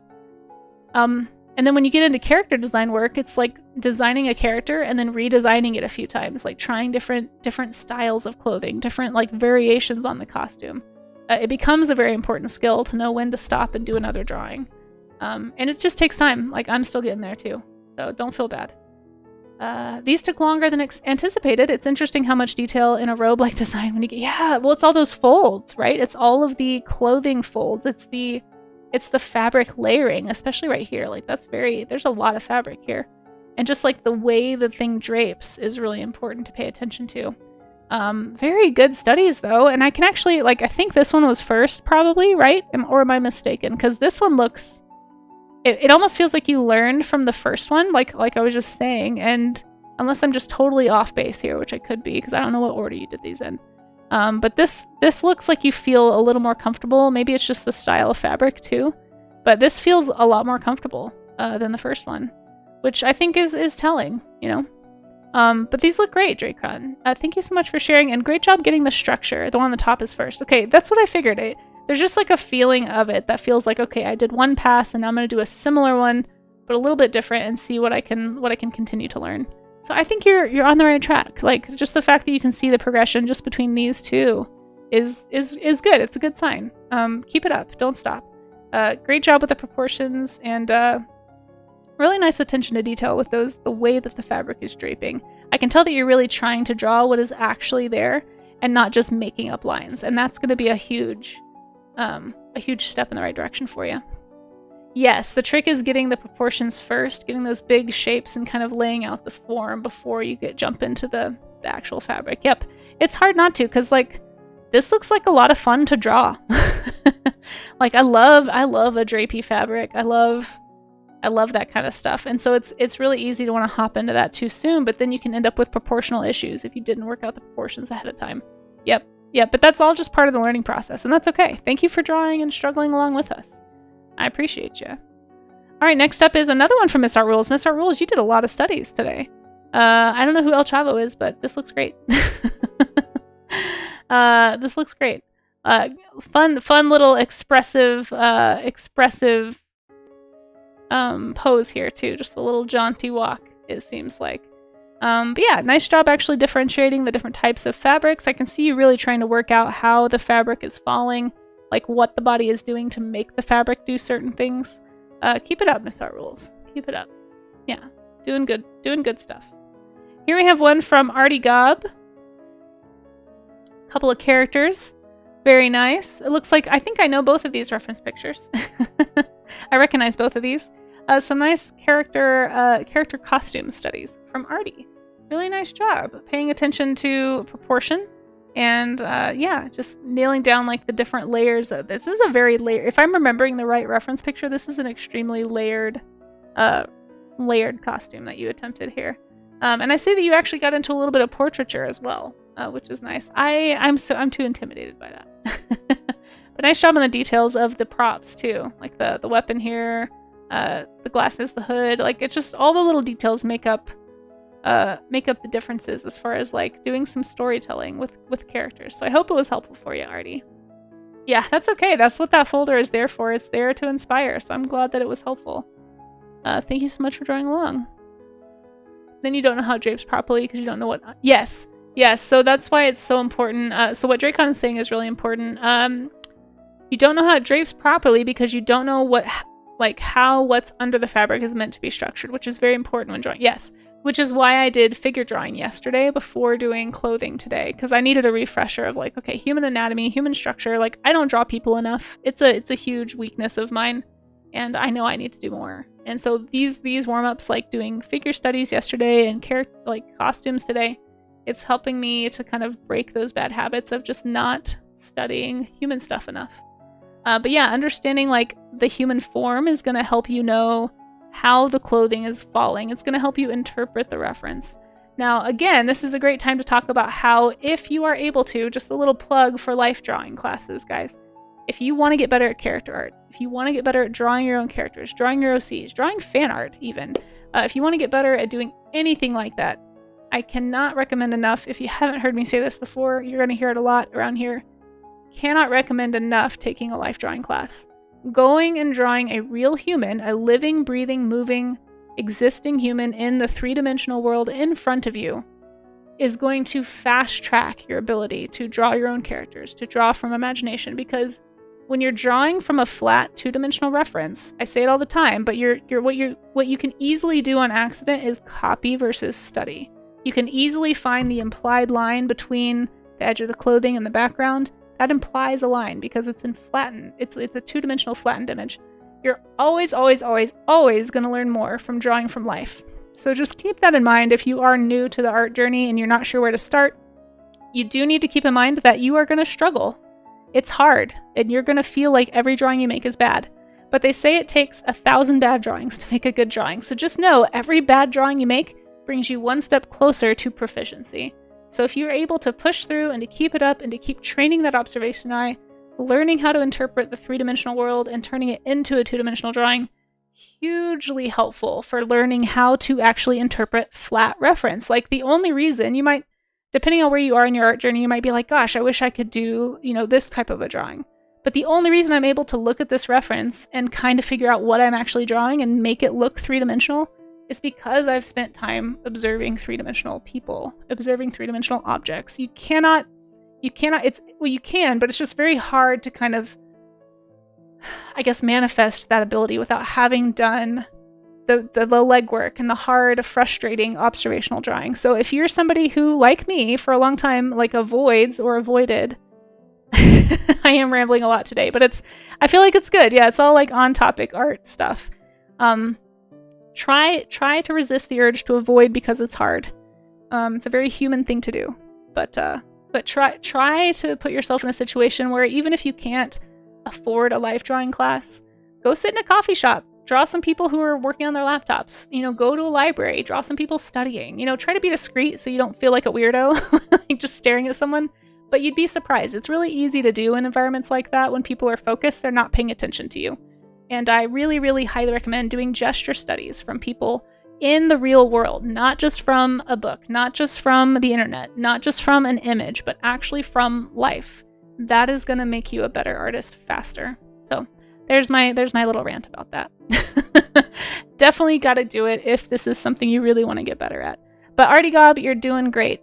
Sometimes all you have is two-dimensional reference, and that's still going to help. I don't want to make it sound like two-dimensional reference is useless. It's not. But you are going to understand more fully how to describe a three-dimensional form if you've studied a three-dimensional form. So, but great job, Artie. I love to see it. Thank you so much for sharing. Thank you for letting me ramble while we were looking at your piece. I'm going to give you a little flex here for a good art workout. Perfect example right here, actually. Brazen. Oh my gosh. Great segue. My yesterday sketch drawing, I drew my hand drawing my hand. This is a great example of a real life reference that you can do at any time because you have references attached to your body. Okay? Artists complain all the time about how hard hands are, and they are hard. But you've got two of them. Most of us, anyway, have got two of them. Maybe you don't, but somebody you know does have hands, I'm sure. And you can draw that. You can study from observation. Studying biology, like the skeletal structures, yes, muscle structures. We talk about that all the time, too. Videos of figure reference can be a step above photos. This is a great point. In fact, if you guys click that link at the top of chat, it'll take you to my reference board. If you kind of back out of that and just go to, like, my main Pinterest and go to, like, here, I'll just show you really fast. I do have some pinned like video studies that you can do. So if you go to the human section right here, hopefully it's organized for you guys. I've heard from some people it's not. If you go to the figure studies resources, there's this thing called Croquis Cafe. One of these. I think it might be this one. No, here's another one. So it's like basically a video figure drawing session. So you can like see the figure breathing. You can see the slight changes of the shadow. And that might sound like it's not helpful, but the reason it's not helpful is because it makes it harder for you to just copy because it's slightly changing, right? If you have a static image, it's easier to copy. But if the thing in front of you is moving a little bit, like with the breath or like maybe a slight sway as they hold the pose, it's usually quite slight. But it's going to be the closest thing to simulating like an actual figure drawing class that you can get to. So I highly recommend the Croquis Cafe. It's a YouTube series. There's a few others like that are pinned in there. But yes, great point, Michael How Arts. If you can find video reference of a figure study session, it's always a really good workaround if you're not able to attend like a live figure drawing class. But all that to say, Brazen, great example of drawing from observation. I love that you're drawing yourself drawing your hand. That's super fun. And I feel like you could even keep going with this, right? Like you could draw yourself drawing your hand, drawing your hand, drawing your hand. And it could be like one of those little like optical illusion things. But no, great structure to this. And here's the other cool thing too. It gives you a chance to draw it from multiple viewpoints, right? But lovely job paying close attention to the little lines on the hand, right? The structure of the muscle in the hand. Like the hands are extremely complex. There's a reason artists struggle with them. Heck, even AI generators struggle with generating hands. I take that as like a little point of pride. It's like even the robots struggle to make hands. Let's do some nice hand gestures here. But yeah, great job. Really nice workout here, Brazen. Thank you so much for sharing that. And there we go. There we go. Oh, and it sounds like you have streamed in the past. Okay, we'll give you a little shout out here. But yeah, let us know when you actually start streaming again so we can give you some shout outs. Just because we want to shout folks out that are actively streaming so that people know people want to, you know, interact now. But in case Brazen starts streaming again soon, give a preemptive follow. Preemptive follows are good too. Okay, I am going to try and do a little screenshot here. I have to move this little guy. Let me just slide him up really fast. And then I'm going to take a screenshot. I'm going to post my studies in the Discord. And if you are still studying, if you're still working, oh yeah, of course, Brazen. The art gym does not have to be stuff you drew today. Any kind of studies that people are working on, like if you're working on a study right now and you just don't have time to finish it, you know, post it when you're ready and we'll look at it on stream at any point. It does not have to be like an absolutely current study. But yeah, thank you guys for hanging out while we drew costumes. We talked about studies. We talked about art making. This almost looks like a lineup of characters for like a movie or something. Thank you guys for keeping me accountable. I need to do more of this. So thank you so much for making sure that I do this in the first place. I really appreciate it. For anyone who predicted 3 studies, that is what I did today, was 3 costume studies. So before I forget, because I have been forgetting, let me end the prediction. I need to practice doing this because I'm trying to be a pro. Not really. Oh, we had a bunch of people that voted many more today. Some people scarred from yesterday, it seems. Well, guys, wait, did somebody already complete it? Did the prediction already get completed? Somebody completed it for... Okay, well, thank you, Mod, whoever did that. We did 3. I totally missed it. Not a pro. Still failing to be a pro. Okay, well, congrats to the people who picked 3. Okay, never mind. Well...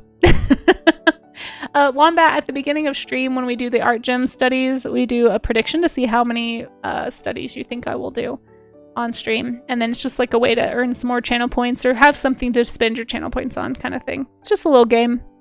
If you come back in the afternoon, though, we will have a puzzle, a little puzzle-bee puzzle for a co-working stream. It's going to be a co-working stream this afternoon. If you're able to, I would really appreciate people coming back for the afternoon stream to lurk. It does help so much with the push. Guys, we still do need to keep the numbers as high as possible. I know it's not as exciting in this stage of the push because we're basically just waiting to hear back from Twitch, but I will be applying hopefully probably on Thursday. I was hoping tonight, but I think it'll probably be Thursday. But let's see who I can find to raid into. So thank you again, everybody, for being here. I really appreciate the help with the push. Thank you to all the follows today, the subscriber. We had one from Xena. Thank you so much. My mods, you all are amazing. And just all the lurkers. Big shout out to the lurkers, folks. We are gonna go raid somebody. So I have a little raid list here. I've been trying to keep track of people that I've raided recently so I don't re-raid the same person. And I'm also trying to send love to people who have raided in during the push. So I'm trying to keep track here. Let's see, I have a few options here. Oh, there's somebody we could go say hi to. Ooh, and they are on my list because they have raided more than once. So we might go say hi to this person. They have been on for a while, so I don't know how much longer they're going to be on is the only downside. No, thank you guys for being here. And if you guys have raid suggestions, so I don't take raid suggestions live on stream typically, just because I like to vet people first if I don't know them, or I just don't want people to feel like I'm ignoring like their request and taking someone else's. I'm trying to avoid hurt feelings. But I will say in the Discord, we do have a stream share section, and I do look through there for raid targets and for just like new artists to meet or new streamers to meet. Even if it's not your own stream, you can always share somebody else's stream in the stream share. So please do, so that we can all go find cool people to hang out with. Yeah, I do look through that pretty much daily. So thank you guys so much for being here. I think... did we raid them recently? Let me peek into this one really fast. I'm not sure.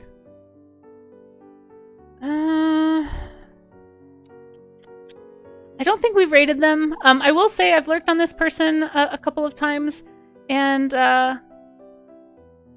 sometimes I guess the conversation could be a little like there might be some like curse words or something. So they may not be totally family friendly, but they're doing some really cool art right now. We're gonna snooze that ad, and we're gonna go say hi to Tea Time with Taryn.